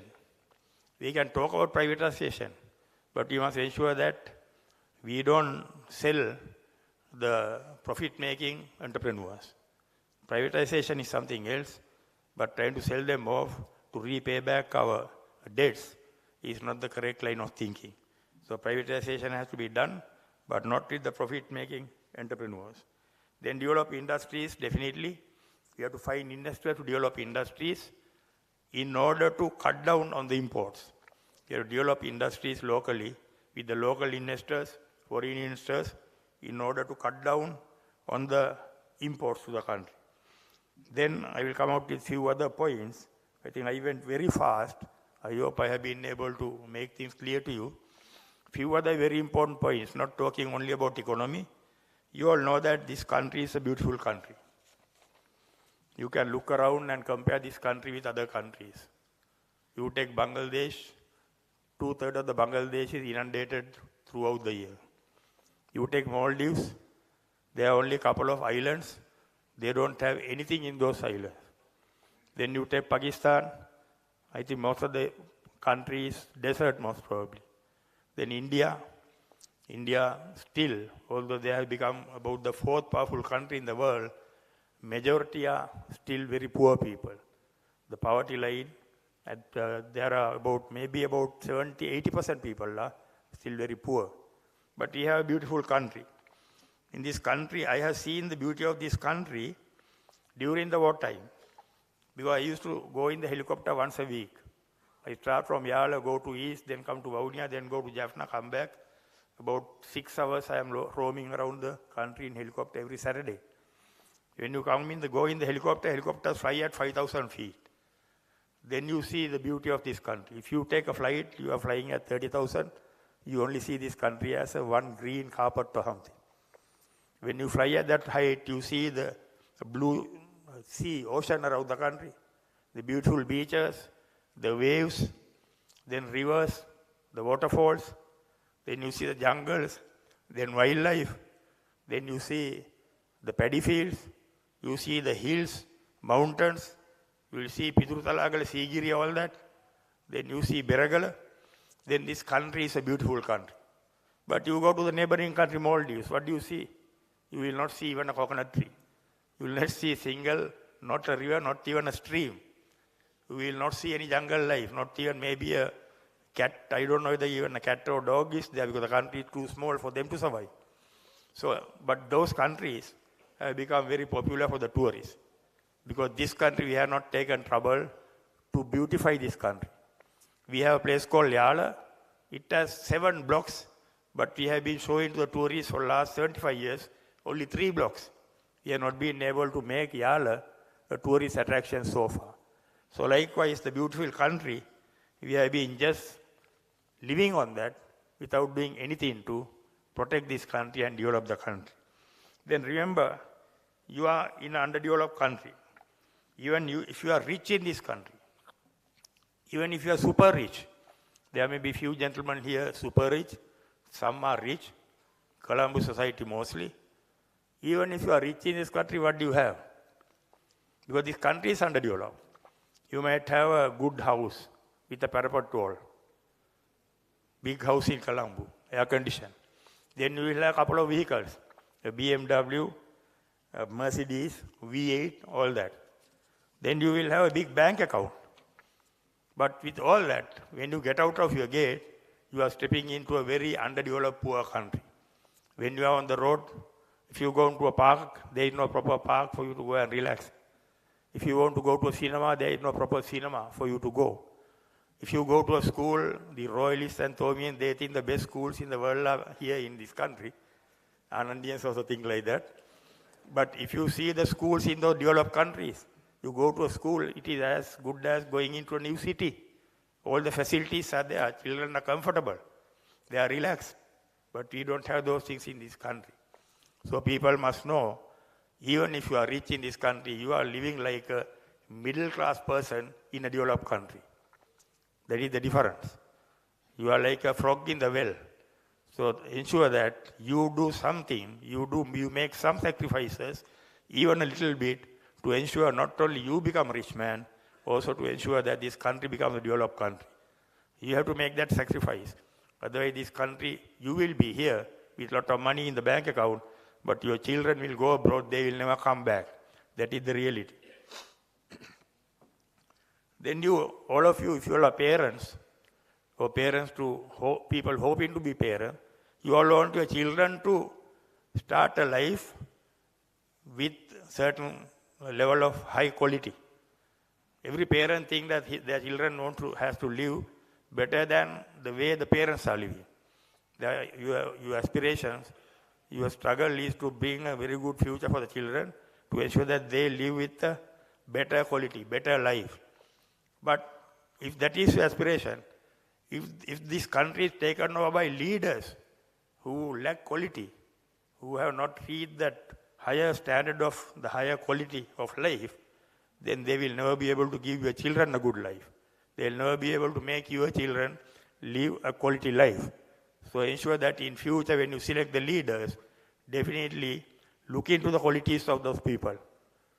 Even if to become the number one in the country, number two, or cabinet ministers, everybody, there must be the people who are quality people. Quality does not mean that only money in the account or having a rich life and having a powerful company or private business. Personal quality is judged in various ways. You understand that. Then, this country, very unfortunately, is engulfed by a corrupt mafia. This country is devoured by a corrupt mafia network. In this country, every place where there is big money in circulation is engulfed by this mafia. The mafia is internationalized. There are agents in this country. So people who aspire to become royal families and all that in the past, they are the agents of this mafia. And even in this country, if the per capita income goes up, or maybe the GDP goes up, still that will not seep down to you and the normal public in this country. All that will be looted out by that mafia. That money, that wealth will never come to this country. It might go to bank accounts, overseas, property and various things. But people will not enjoy that, the wealth, even if the country develops to a certain extent one day, unless we do away with this mafia. So this mafia business is very dangerous, definitely. People must be determined to save this country from this corrupt mafia. Then finally I am coming to talk about where we must go from here. There are various political events which will take place in the near future. So people in this country, they must not get played out anymore. We had the presidential election a couple of years ago. All the people in this country got played out. Even the youth, even the floating voters, everybody thought we want a Hitler for the country, or some people thought that we have a Diyasena Kumara in the country. They thought we have a Viruva in the country now. Finally, all of them were let down. Especially a message to the youth. Youth must know they need maturity. We also had our young days. That time you are very emotional, aggressive, and you think you know everything. But the maturity has to come. Through the maturity, you identify a lot of things and you select the correct path. So people in this country, this is my last advice for people in this country, they must think carefully, they must take future decisions very carefully and make sacrifices at a lower level even. If you see something wrong, when you know the politicians are messing up, don't stay at home thinking that others will do the needful. I can't go and waste my time and strength, all that, for unnecessary politics and everything. At least you must have the courage to take a board and go and stand on the road if the country is going the wrong direction. So that is what you are supposed to do. If we go through on this line, I am sure, identify the correct priorities, in a 2 or 3 years' time, you will start feeling the difference in this country. everything will not fall in line, but definitely in 2 or 3 years' time, you start feeling the difference. And in about 5 to 7 years' time, I am sure we can complete all the required areas, cover required areas, put a solid foundation for the country. After that, we can start relaxing and concentrating on other areas. Up to that time, for first few years, other areas will have to be kept on the recurrent, not on the capital expenditure. Thank you very much.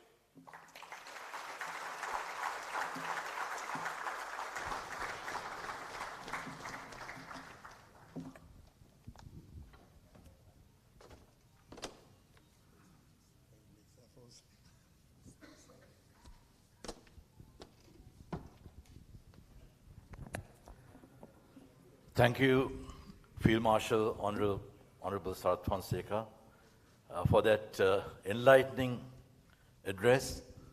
And now we know the makings of a 5-star Field Marshal that the country is proud to have, on par with developed countries. That's the only leadership we have on par with developed countries at the moment. On all other aspects, we are lagging behind. We were a developing country, now we are a bankrupt nation. So I think we learned quite a lot, and thank you for staying in this country without leaving this country and fighting with hope that we can have leadership, true leadership, that can change the whole system so that people will prosper. And it has to start from the top. And we have to select the right person to lead this nation. And Lanka's Foundation for Good Governance. Good governance means responsible governance. Today you see politicians running all over.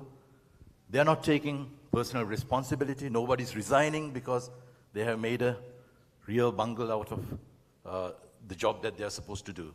So we want responsible governance. We want good governance. And I think all of you here are people, wonderful people, who are aspiring for a greater nation, not to develop by 2048, because vision, as Field Marshal Honorable Sarath Fonseka said, is something that you say, I will not leave somebody else to do in the limited time. So 5 years is what a president will get.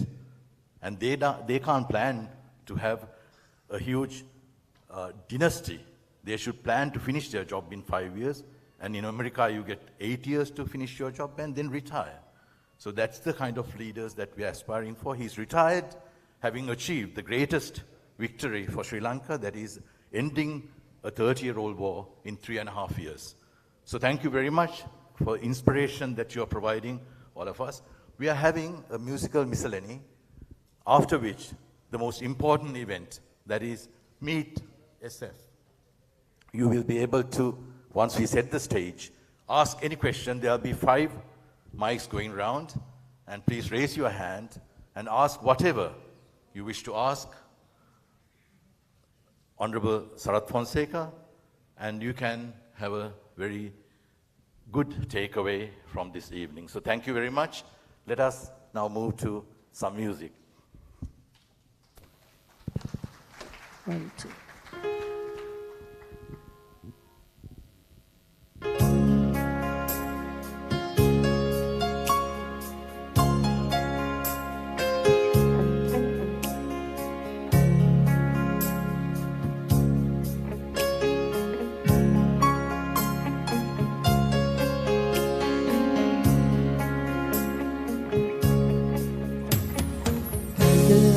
අන්දර මාසෙල් සෙනෙහසනහි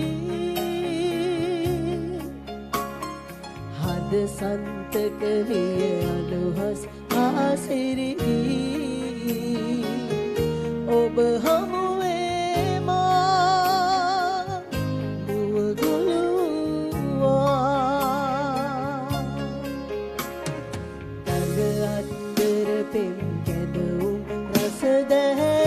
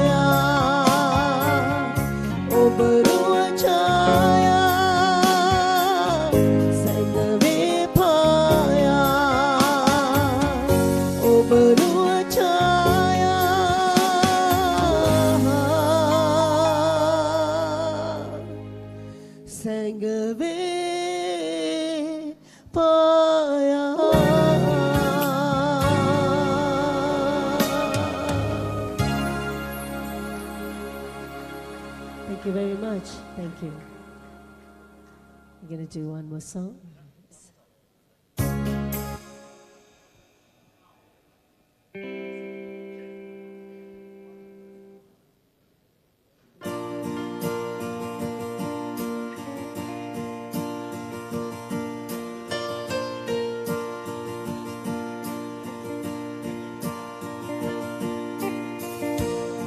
I bless the day upon you and want to stay around you, and so I beg you,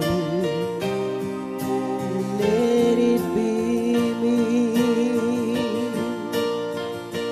Don't take this heaven from one. If you must live to someone,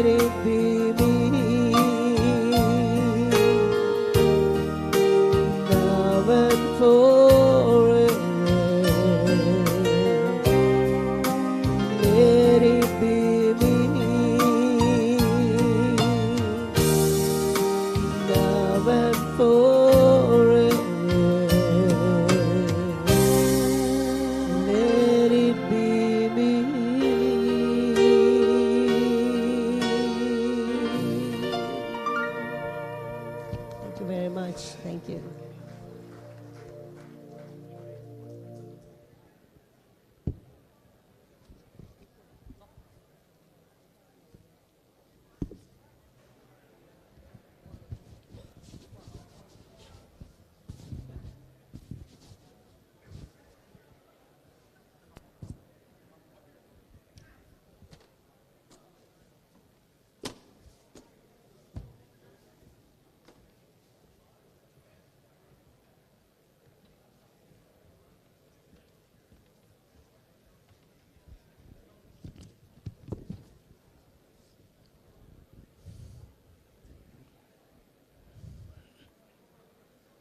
Mics should be passed around.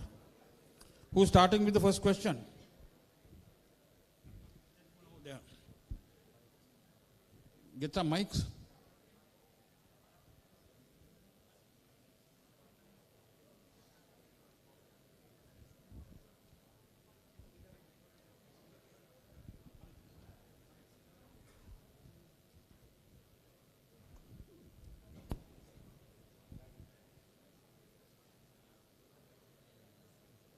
My question is, now we are saddled with a big defense budget.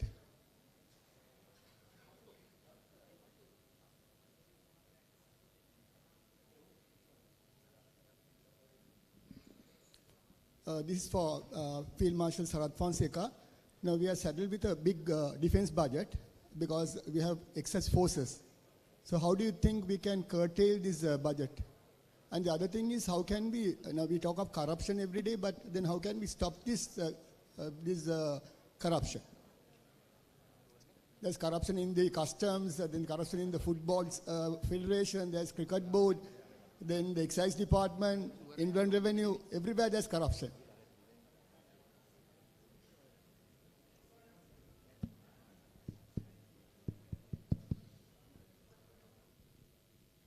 I hope you got my question about the defense budget, how we can curtail it now. Okay, please sit down. About the defense,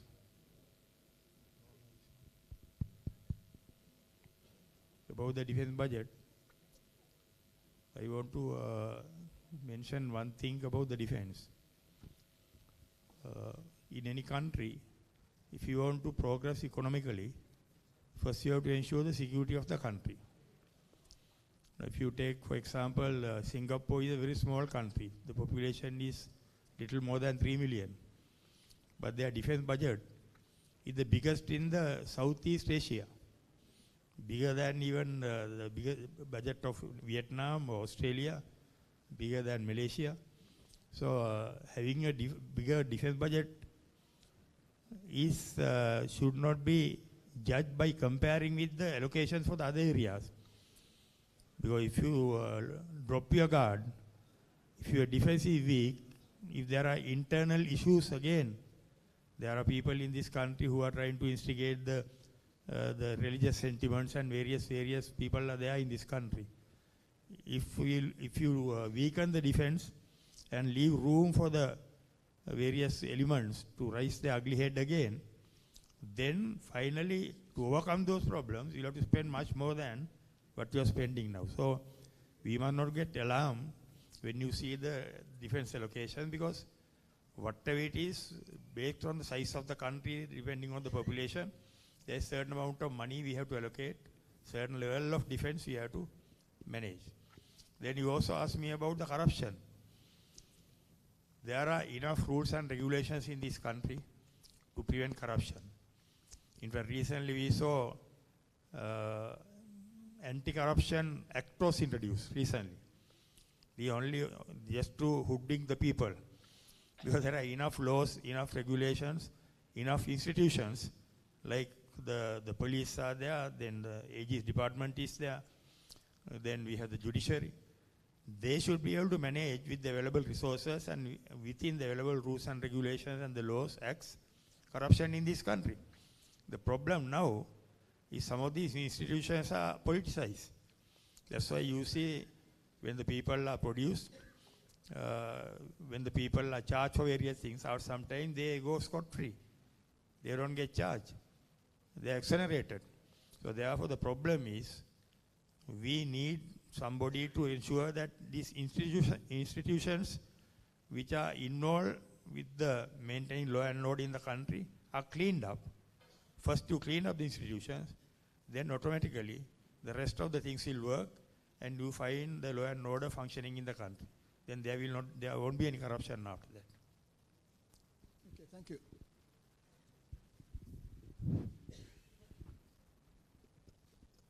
Field Marshal Sarath Fonseca, and most of you all would not know that in 2010, actually he won the election. You see, and he is an elected member. And now we have a prime minister who is not a president who is not elected. Excuse me, what's your question? My question now is, I want to just mention that, Richard, what would you do to give relief to the Easter Sunday bombing people? I know you spoke a lot about economics and the military. We are very much appreciative and aware of it. We want to have an answer on that. Thank you. Yeah, definitely. I have been talking enough of this in the parliament, and wherever I was talking, addressing the public. Easter Sunday bombing, we have to definitely do the justice to the victims. Definitely we have to do it as a nation.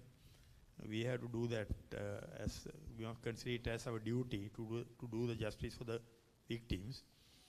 Again, already from what we heard here and there during last couple of months even, we know some people are already suspected. And the people like the senior officers in the CID and the anti-terrorist department in the police, they all have been talking about, mentioning about certain things which are leading to some clues about the bombing and planning and masterminding and all that. So therefore it is not a big issue. Only thing, if we are interested really, if we are genuine, if we start working on that, I think it's a very simple case what we can solve and do the justice to the people. If we are in power, if I get the required authority, I will definitely do the justice to the people who are victimized in the East Sunday bombing.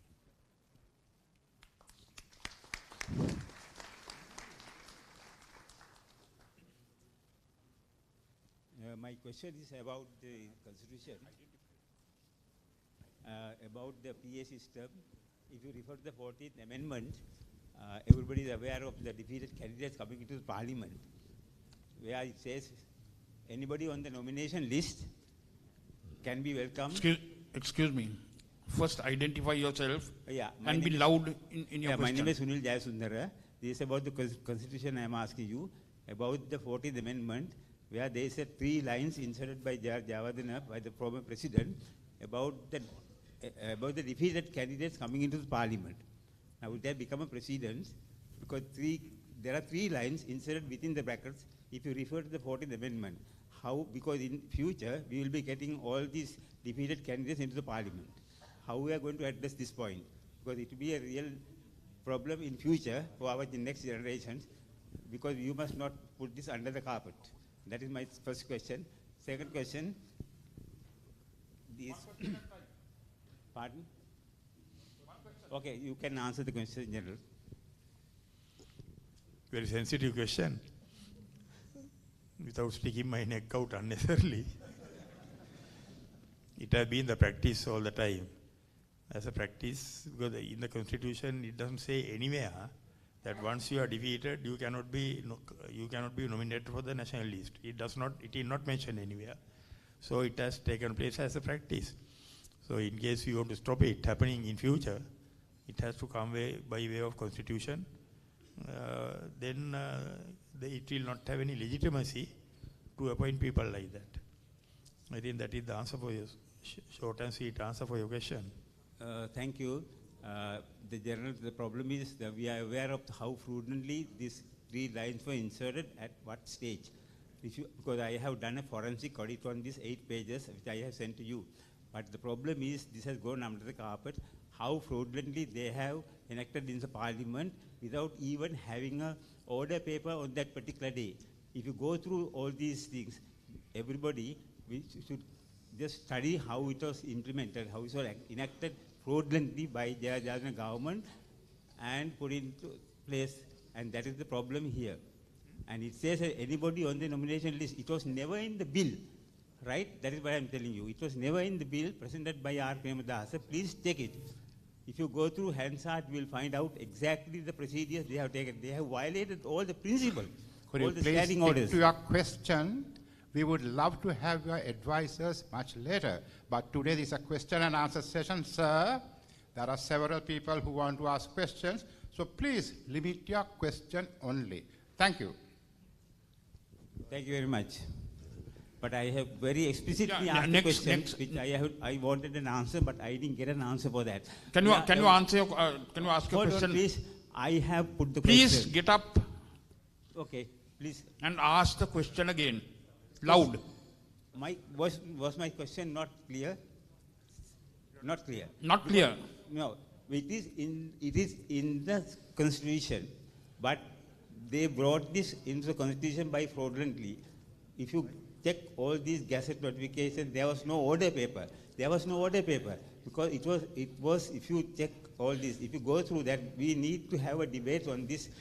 We have to study. Because this is going to be a problem in the future, because all these defeated candidates, now we talk... This is not a question. This You're giving some advice. No, I am not giving an advice. I am telling you what is the solution. Yeah. I am asking what is the solution for this. We can't put this under the carpet. Now, about the defeated candidate coming to the parliament, I answered your question. So now you had a very long question. In fact, I didn't understand your question. Pardon me for that.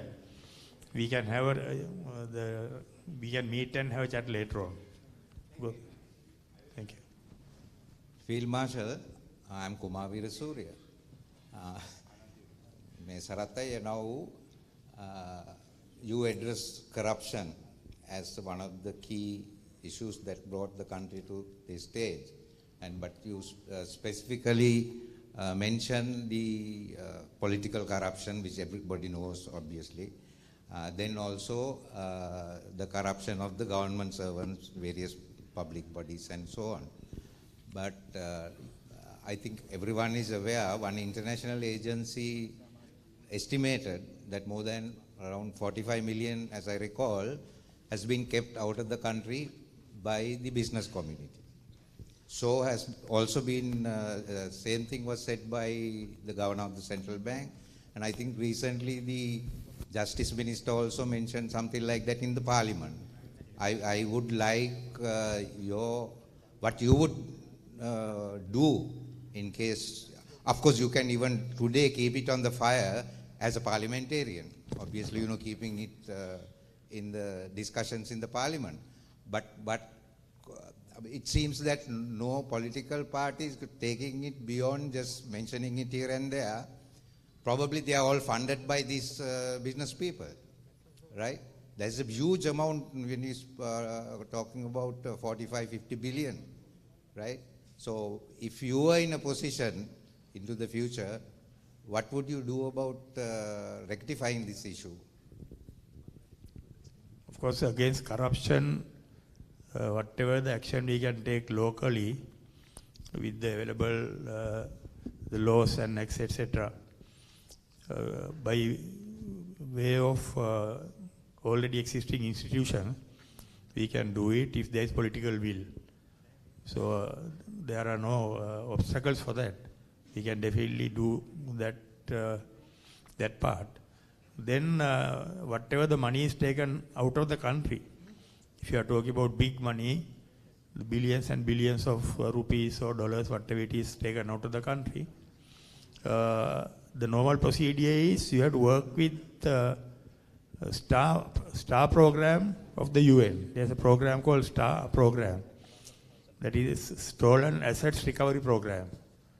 That is funded by United Nations, World Bank, and also the United Nations Drugs and Crimes Department, Anti-Drugs and Anti-Crimes Department. So we have to work with them. And they have worked with other countries in the past, with some other countries. So we have to follow the same procedure. Of course, they will be ready at any moment, provided we are genuine and we are sincere. I think it is not anything impossible. We can definitely do that. Nice to see you after a long time. You were in the same swimming team together.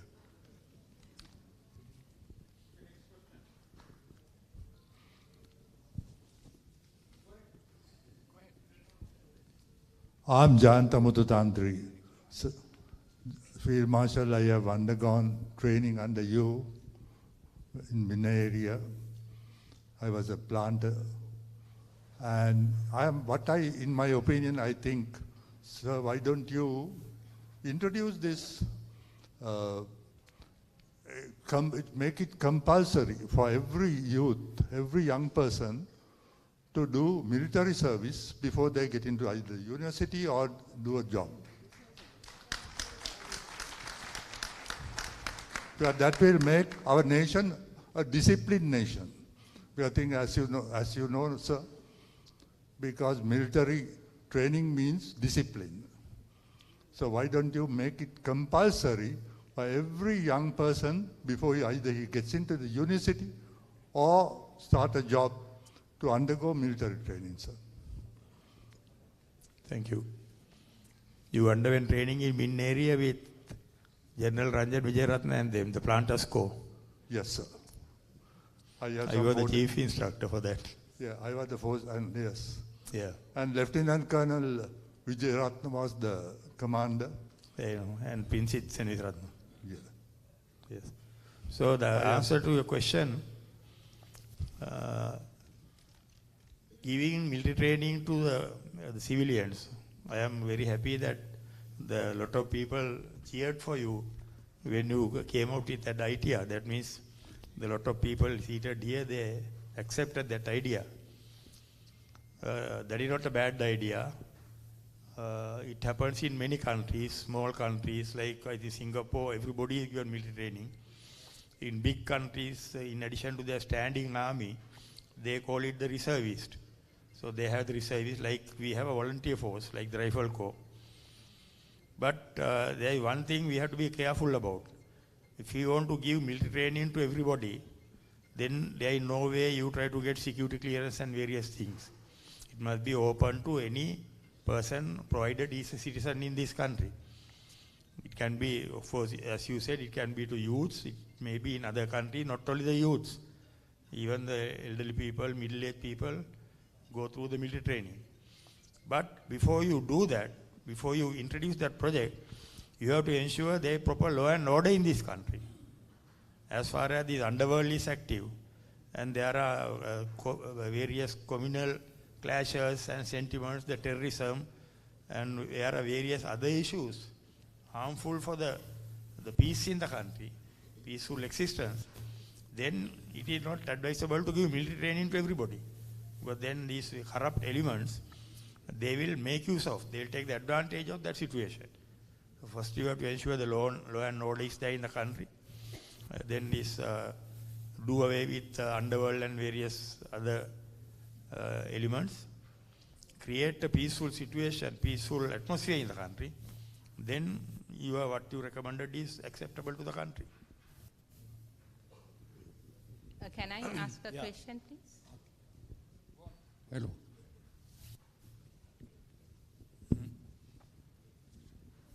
Yeah. Can I ask a question, please? Yes. Now, as we all know, the price hikes are because the IMF, World Bank conditions, or rather austerity measures. How are you going to resolve, because people are suffering with all these hikes, majority of these people, majority of the population. What are you going to do about, how are you going to resolve this with the IMF and the World Bank? Because now we are under them, they control. Our parliamentarians or the rulers are under their crutches, or rather they are puppets of the IMF and the World Bank. So can you please tell us how are you going to negotiate with them?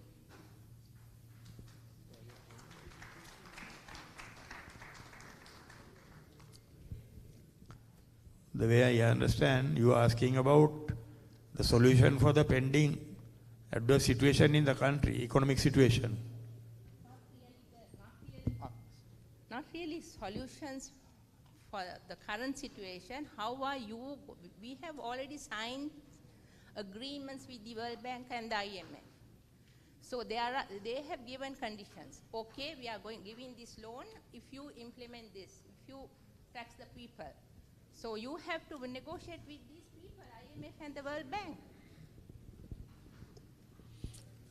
No, definitely there are certain things which is taking place, like the monies we are expecting for the IMF, the World Bank, yes, then restructuring of the foreign debts, all those things still have to go through, definitely. Nobody can come and say that I will not work with the IMF anymore, or I will do away with the agreements with the IMF. These things still have to go ahead. But problem at the country right now, again the World Bank or the IMF for restructuring the loans, all that still amounts to borrowing money and living with the pending, the borrowed money already, pending loans. So what I spoke here is, in addition to that, there should be a way for us to recover from this, the nuisance, from this the predicament, by developing some economic framework, economic project, economic activation plan together with this. Otherwise you can't do away with the IMF and the World Bank and all that and do anything. But then we can rely on them forever. As it is, we can see the government is very busy in borrowing money, but still they have not told us anything how to boost up the economy in this country. For that you have to have an action plan. So that is what I was talking. Okay? Thank you. Yes, Field Marshal Sarath Fonseka, the members of the head table. I have two questions based on some recent events. Now, People's Bank chairman, in his report to the COP, mentioned about 500 billion to be write off. 500 billion rupee. Big amount. The culprits are number one, I think, Kasturma Budalali, I don't know to mention all. Number two is Dayagamage, who is the treasurer to Vikram Singh. You as a parliamentarian, or members of your party, will be able to bring some trust on the judiciary to recover this money from these culprits. According to, I know, the law, they hide behind the veil of incorporation. They have formed companies and companies have become bankrupt. So bring that issue. That's number one. Number two, I am very surprised and very happy about the recent landmark judgment given by the Supreme Court regarding those people who cross over. I want to know whether you as a parliamentarian or your party will bring some trust to what is called, for this to have what is called retrospective effect, so that those who have already jumped from one side to the other will also be punished. Thank you. Yeah, crossover from one party to other party. In fact, when Yahapalana government came, 2015, we discussed the same issue. Then the smaller parties, members of the smaller parties, because these discussions are taken with the party leaders. Before you propose a constitution or amendments to the constitution, the parliament procedure is, there is a meeting between the party leaders. So there are too many party leaders in the parliament. Although they are contested from the same symbol, they come for this meeting. So when it comes to taking a decision about stopping the crossovers, all the small parties, they vehemently protest against that. They want that to be kept as an option for them to switch over from side to side whenever the situation demands, whenever the situation is favorable for them. So that is the problem with the crossover. Why we can't stop it and block it with the constitution or something like that. That issue is there. But of course, judiciary has taken, as you said, a very encouraging step this time. If that practice can continue without giving in to the political pressures, that will be very good, I think. I think that will do some good for the country and the political machinery working in this country. Then about various people not paying the money back, the loans back, and after writing them off. Obviously, it can't happen in a country. The money belongs to people. Money belongs to government. So if somebody takes a loan from the money which belongs to the people and he stays without paying it back, then whatever the excuses he gives, I think at least he must go to the extent of putting them in the jail.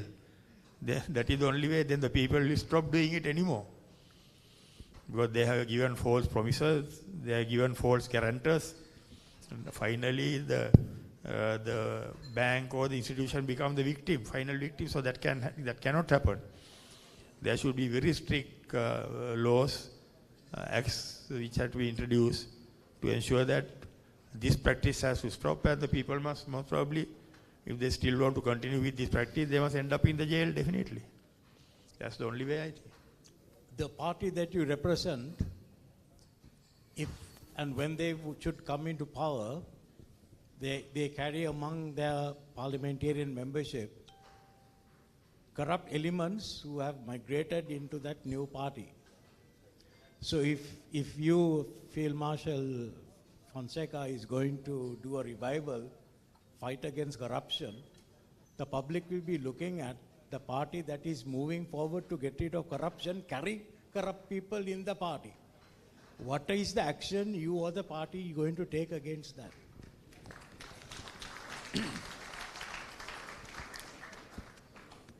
I agree with you to a certain extent. But I have to, when I am here, I am still a party member and I am the chairman of that party also, so I am not supposed to criticize the party here. Then there will be another issue and finally I will be at the receiving end. That will not do any good also. But I think more than the party correct themselves, what has to happen in this country is the people must stop voting for the corrupt people. That is the only way out. If there are corrupt people in any party, if there are a few corrupt people in my party, I know that majority of the people in my party, the MPs and area people, they are not corrupt. But I can't give assurance and say that there are no corrupt people in my party, then you all will think that I am another liar. I am also most probably a politician who is looking out the interests of the corrupt people. But I think only way out is the people must make use of the occasion they get during the voting process. They must make use of it and stop voting for the corrupt people, whatever the party they come from. Otherwise, when the trend goes, if people want to vote for one particular party, then whoever who is there in that party, they start voting for them. So the people must take also some responsibility. Otherwise, if the people think you all expect the politicians to correct themselves, that will never happen in this country. Rather, you must get a good leader for this country like Lee Kuan Yew or somebody who will come and sort out these corrupt politicians. Otherwise, the people will have to do it. These are the only two ways out. Mr. Good Saraj evening, Fonseca, my name is Ashok Ranasinghe. I'm just asking you one question. I'm not trying to put you to the hotspot. You got very honest people and strong people like Mr. Richard D'Souza next to you as well, right? I'm just asking you a small question now. I'm just taking the elephant out of the room. We all know as some of the corruptions who have done it. I mean, most of us know. I mean, who have done it also, but they have no evidence. How? I mean, there is garlic scams, there is sugar scams. You know, if you look at the television, which I very respect that gentleman's writing. I mean, it's just out in the open, and we all know the truth. We know who's behind it. We all know it, but we have no evidence. So what is your view on that, of getting them some justice, or tax people some justice? No, definitely we can't have double standards. We cannot have double standards. Whether they are powerful people or they have the links to the politicians, or probably they made use of the links, exploited the links they had with the politicians. Definitely we have to take them to task, and in the face of the public, we have to do the right thing and take them to task.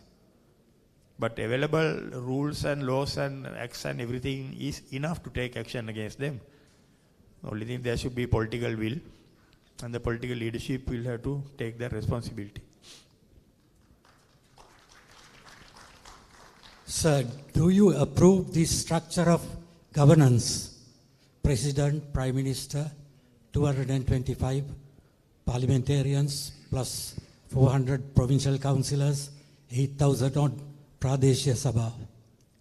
How are you going to do with all these, the billions of money is spent for this cost of governance? I think we have got to go back to a new electorate system, and maybe with a mixed system of governance, mixed representation. Prime Minister is enough for this country, I think. With national policies, that is, I think, a must for this country. For at least agriculture and education and health. And I think if you calculate the cost of governance and the money that we have spent for all these presidential elections, this calculation will come to why we are bankrupt today. Thank you. Very like this. We know we have too many ministers in this country, definitely. There is no question about it. Compared with countries like China, India, Russia, massive countries, they have only 25 ministers or 15 ministers, 17 ministers like that. And when we can go up to 30, and if it is a joint government, we can go up to about, I think, 45 or something also. So definitely the number of ministers and all are in excess. We have to address that issue separately. Problem is in this political culture in this country, when the people come to power, when the government come to power, the president or the head of the government, head of state, he has to look after those who have been very close to him, who have made contributions, who have worked towards bringing him to that position. So he has obligation to please them. So he is doing it at the expense of the government. That is what is happening in this country, which is not the right thing, definitely. We have to sort out that issue. Then on the other hand, you are talking about local council, provincial council, and so many MPs and all that. Definitely in a country, people's representatives have to be there. Otherwise, if you bring a couple of lawyers, engineers, doctors and professors and all and try to appoint a government, that will never work. Because the people's representative are the people who knows the pulse of the people. And people's representative are available for the people to approach them, go and talk to them, meet them, discuss about their issues. People's representative can come and voice the people's issues and their opinions and various things. So people's representatives have to be there. Of course, going down to lower level with the provincial council, local council, we can decide after a thorough detailed study how many and to what extent we must maintain those institutions. But I think local councils got to be there. Even in developed countries, the local councils are there. But provincial council, we have different opinions. Different reasons, different opinions, why it came, how it came, all that is questionable. But the MPs, I think as it is, an MP for electorate is good, I think. It's okay. Because if you put about 3 or 4 MPs for whole of Gampaha district, I don't think they will be able to manage and go and find out, even go and meet the people, find out what's going on, be hot on various issues. So therefore the number of MPs here be realistic. Then I am coming to the final main question you asked. Why a president, why not prime minister? In our country there is a corrupt political culture. So in the parliament, majority are corrupt. You have about 50% corrupt people in the parliament if you take, local council, everywhere is the same. Then about there another 35% maybe not corrupt, but they have no vision. They have just come to politics to become VVIPs. So they also have no vision for the country. Only very few, 15% maybe, people at different level, on the top, at the middle rung, at the lower level, who can at least expect them to have a vision.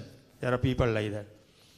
So therefore with this political culture, If you give all the powers to parliament, when the parliament is full of corrupt people, don't expect the right thing will take place.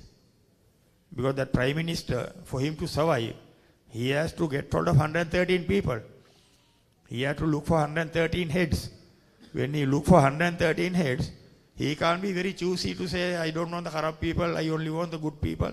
Then he will never become prime minister in our country. So this is the main problem. Therefore, I personally believe we can only rectify this starting from the top. You can start correcting, putting it right from the local council and then go onwards. Start right from the top. Start from the ministers, then from the parliamentarians. To do that, you have to have some person sitting right on the top, like Lee Kuan Yew or Mahathir Mohamad, like the person in Rwanda, who will work some authority, with some authority, clean it up. After that only you can think of handing over the powers to parliament and do away with the president's appointment or something like that.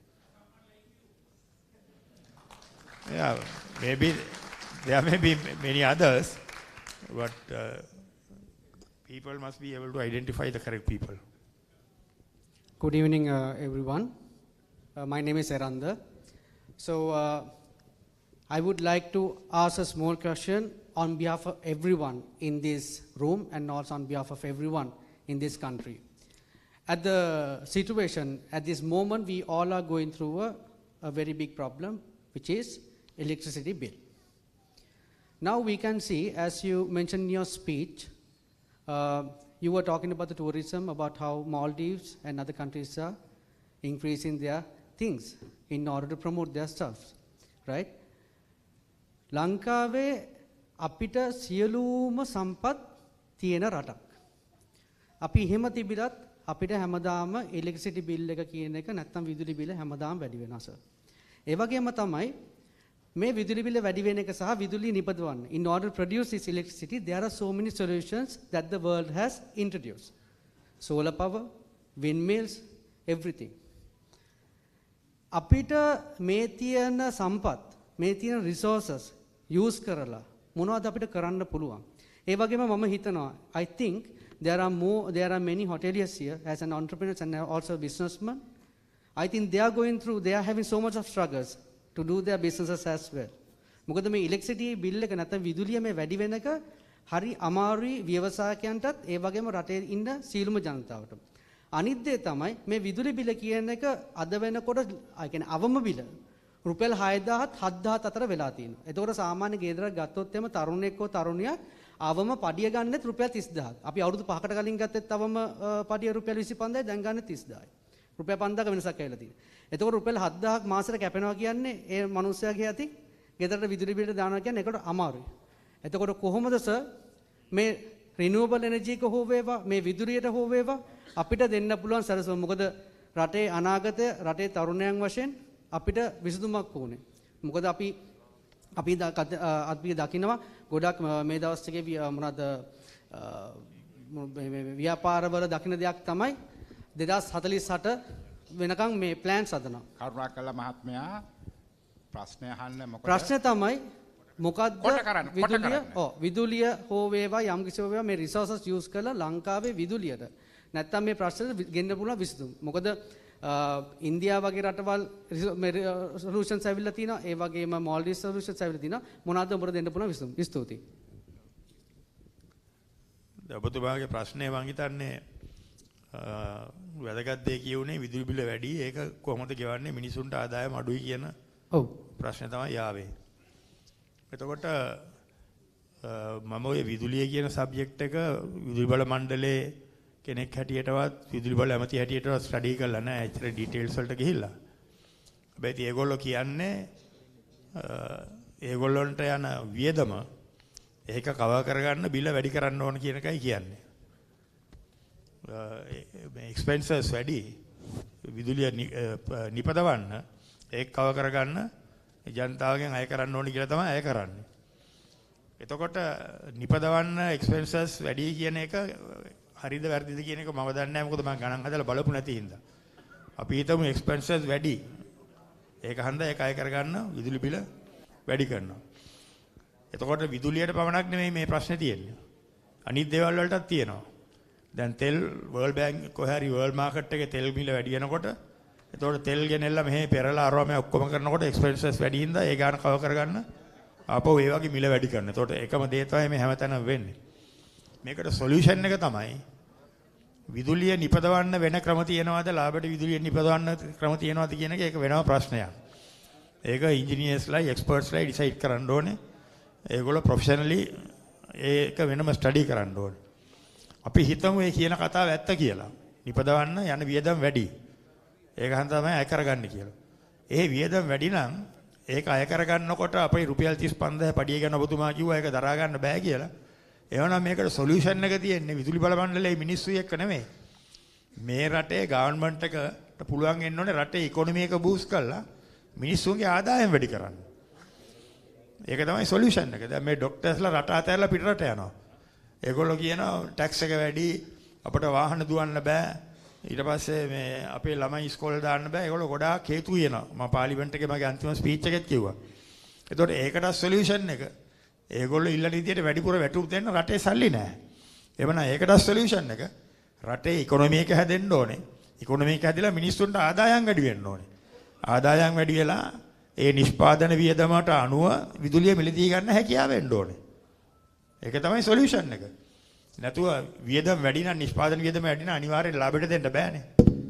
ඒතකොට මේ නිෂ්පාදන වියදම අනුව දෙනකොට මිනිස්සුන්ට ඒක පාවිච්චි කරන්න බැර නම් මිනිස්සුන්ට සල්ලි නැත්නම් ආදායම නැත්නම් ඒකට විසඳුම තමයි රටේ ආර්ථිකය හදන්න ඕනේ.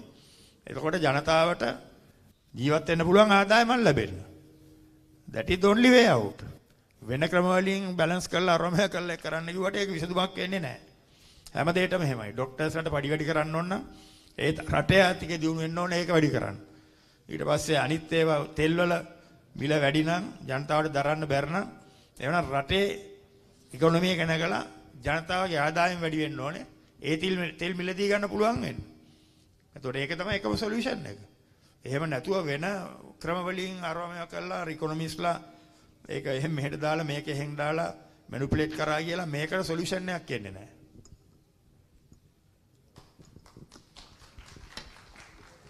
I am Dakshina Karunaratna. Actually, the direct questions to you is, I think everybody is having this problem, the image of a politician. In the Sri Lankan culture, I personally believe the image of a politician to be changed drastically. I am a member of a professional institute. We sign a code of conduct. In Sri Lankan political culture, politicians, they don't have any code of conduct. They do whatever they want. They don't actually have their feet on the ground. They are acting as they came from the heaven. So don't you think every politician should have a code of conduct, a legally binding code of conduct? Thank you. The problem is this. You can't bring underworld man and make him MP and then ask him to follow a code of conduct. The people in this country must select the correct people to be the politicians. If you select all sort of people as politicians, they vote and send the thugs, the rogues, underworld people, all sort of people are there. Then after that you expect them to behave with a code of conduct. That will never happen. The people must select the correct people. The code of conduct and all that, there can't be a special code of conduct for a politician. No? The code of conduct, the manners, civilization, everything is common for everybody in the country. Those things must be, we must start from the lower level, from our children at home. Then we produce civilized people to society. Then there will be civilized people coming as politicians. That is the only way out. My name is Gunasena Tenavadu. My question is very short, but it will be very pragmatic in today's context. Everybody knows that at present, unwanted cruel killings are going on in view of expansion of underworld criminal activities. Supposing if you become a executive ruler of this country, do you have an idea of reintroducing capital punishment to eradicate? I don't say that, what do you call it, reduce such criminal activities in Sri Lanka. Thank you. You ask a very sensitive question, and I am pushed against the wall because I had to answer it in front of the Buddhist clergy in this place.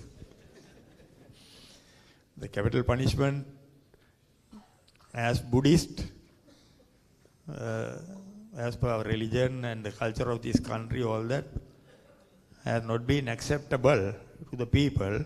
There will be a lot of protest, but I think if the people cannot be guided with anything lesser than that, they only understand capital punishment, then you might have to, somebody will have to think about introducing it. People, of course, then they have argument to say that by giving capital punishment, you can't correct the people. Some people are arguing on that direction also. But whatever the argument, I think some of the things some people do, they deserve capital punishment. Now recently we saw a girl was raped, school girl in the bus. In India some times ago, a medical student was raped and killed by 6 people. They all were given death sentence. So there are cases like that. Some people deserve capital punishment. So we have to do the justice to, not only to the victim, do the justice to the culprit also. Giving capital punishment may be the justice to the culprit in certain cases.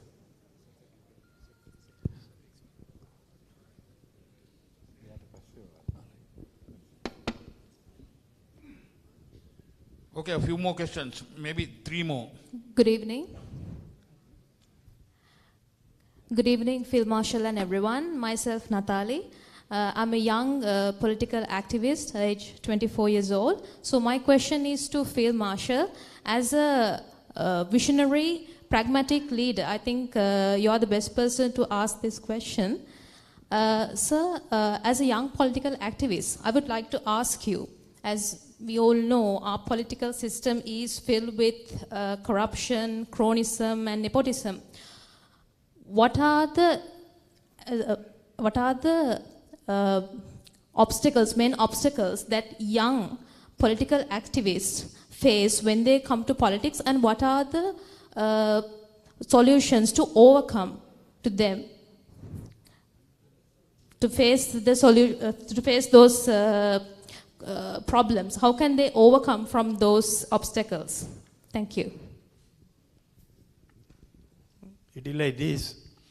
If you want to start politics young, then obviously when you start politics young, political activities, you will be working with some senior people in some place, in some way. Our problem is this: majority of the senior politicians are corrupt and they have no vision. They are not doing the justice to the people. They have no feeling for the people, lot of issues. So, but you are still forced to work with them. So that will be the practical problem what you are going to face in this country. As far as this corrupt political culture is there, whoever who comes to politics, the younger generation, they have to go through the mill, they have to face the reality. So that is a problem. I can't give you a solution for that. I can't say, of course, I can tell you, if you want to start politics, first identify some good politicians. That is another problem, because you have to identify and establish some contacts with them from the area where you want to do politics. So that is not very easy in this country. But otherwise, you must definitely get hold of, identify and earmark some politician who is on the right line, right direction, and try to do politics with them. That is all I can tell you. Otherwise, the solution for you also has to come all the way, starting from the top. When this whole system is cleaned up, then your aspirations might become realistic. Good evening. I am Dr. Ashok Jayasena, Senior Medical Specialist in the country. Sir, my question is that politician, our traditional politician, fool the country. When it comes to election, they promise sun and moon. Even next election, I think they are all planning to come out with some emotional issues so they can fool the people. So is there any possibility that election manifesto can be made a legal document So they can't fool. In other countries, I think in European countries, election manifesto is a legal document. Is there any possibility, as professional, we are with the view that, it should be made a legal document. Otherwise, they will promise sun and moon. When it comes to power, they will do the different. Thank you. Of course, these are practical problem. On the political stage, people, even from me, many people have been asking about the manifesto and what I will do and what are my plans. So because some people expect manifesto to come out, the politicians, although they know very well they can't do all that, they try to come out with various beautiful manifestos. They give whole lot of beautiful promises. Because then they know some people listen to it and vote for it. But the fact remains, in this country, what is the point in giving promises when the country is bankrupt and collapsed and country has gone rock bottom in the economy in the country? So we will not be able to do any of those things. So expecting a manifesto to start with is a unrealistic thing. Because you can give a manifesto, but it will not be possible unless you come with a very practicable way of handling these issues. That is why I thought I came out with some ideas as per my conscience. But some people, when they start talking, they promise everything under the sun, under the moon. But those things are not practicable in this country. So people also listen to them and start voting for them. But as it is, if you want to take legal action against them, when the country is in this situation, in this predicament, you will have to take legal action against all the parliamentarians, all the local councillors, sack all of them. Then you bring a new lot, they also will have to be sacked. Because without going through a proper process to develop the economy in this country, absurd giving promises, absurd making manifestos. That is the realistic, the truth I understand. The way I can see what's happening around us. That is the truth, those are the facts I can understand. I can see what's going on in the country at the moment. So patiently, without asking the politician to come out with manifestos, you have to find out a politician who can be trusted. How do you find out politician who can be trusted? By digging into his background. Not after listening to all sweet stories, all beautiful stories he's telling. Find out his background, whether this man is a capable man, efficient man, what has he done, has he produced results. Likewise, identify the correct people and vote for them. Then they might come and try to do the right thing for the people. If you listen to the manifestos, it will be finally a blunder again and will be definitely a failure again and again. Okay, last question. After that question, you can still talk to him after this. Because people are hungry, they have to go for dinner. You can still ask questions. Okay. After him, you ask and finish. Right. So I'm Lasantha Tushi, Mendis. do you want to ask a question? No. Okay, Nihara. Okay, after you. Okay. My name is Lasantha Mendis. We are talking about corruption. And sir, the current electoral system is the root of corruption. Because although although you also said, we are to be blamed for people whom we elect. Actually, we don't elect the best person. We elect the best person the party puts. Right?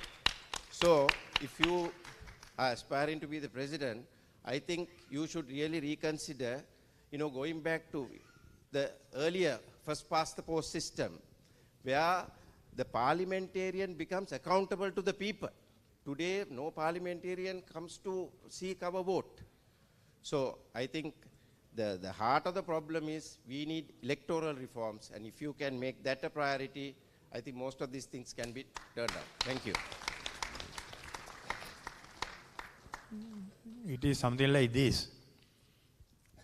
We had the electoral system earlier. We were selecting the representatives from the electorates earlier. before JR came into power, we had a government, the opposition was a minority party. Because in this country there is a practice, whether it is this present system or the electoral system, people have the tendency to vote in a trend. When they get fed up of the government, they vote for the government, other party to bring to power. They don't bother to find out whether the candidates are suitable or not. They want to bring the other party into power.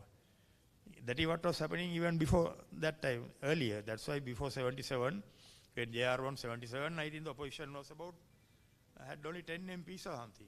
Before that, when Sirima was Prime Minister also, JR and them had only about 7 MPs. So then the minority party became opposition. So to stop that, to ensure that the opposition also one of the major parties, this system was introduced. That is how this system came. The problem is, even in the previous system we have seen, people vote with the trend. People don't vote for the individuals. When a party comes to power, even there is a polpitta from that party, that polpitta also will win election and come because the people vote for the party when they want to change the government. So these are the issues basically. So that is why without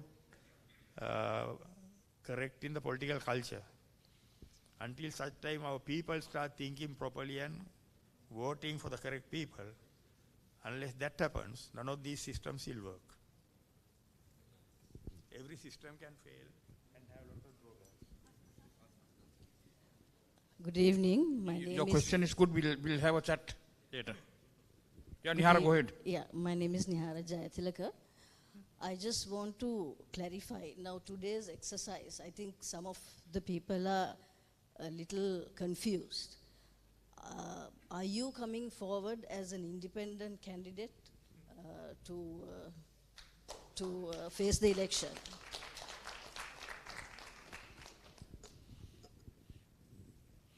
Actually, madam, I didn't come here to canvass for myself. I came here because Richard invited me to come and deliver a speech about the situation in the country. In addition to that, my experience during the war. I am in a party already. I have a leader in that party. I am the number 2 in that party. So in this country, to do the politics, as I said earlier, there should be democracy, there should be people representatives. For that purpose, there should be parties, and the parties will have the nominations. So therefore, I am forced to remain in the party and then contest the elections, general elections from the party, and then come to parliament. That is the practical situation in this country. You have to work within that scenario. But whether I am contesting as independent candidate for the presidential election, if I say that now, by the time I go home, my chairmanship from the party and all that, it will be over. So I am abided by a code of conduct in the party. There is a constitution in the party. There is a discipline structure in the party. But I believe people in this country, if they want independent candidates, they will have to rally around, get into some strong entity and think of independent candidates like that. I personally believe trying to protect a party or trying to protect individuals in a party is not in the interest of the country. In the interest of the country, people should be able to identify good leaders and bring them into power. So in that process, if I am end up somewhere, some way, that is a altogether acceptable case, provided that is the requirement for the country and the party, country and the people. So I think that is the biggest answer I can give to your question. I can't give anything else more than that. Thank you. Okay, we have come to the end of this. Before giving the vote of thanks, I also like to have the last word. Right? So, there is one way we can herald in a leader whom we want. Now, if we want Field Marshal Sarath Fonseka as a leader, and the correct way of doing that is through the SJB. We have to convince Sajith Premadasa that he has to relinquish his position for 5 years and give this man a chance for 5 years to build the country. So if he doesn't see that, he can say anything. I'm not governed by his party. And I'm entitled to speak my word and my opinion. So that has nothing to do with him. I wrote an article recently, that's my opinion, not his. So we must seriously think of going forward that way.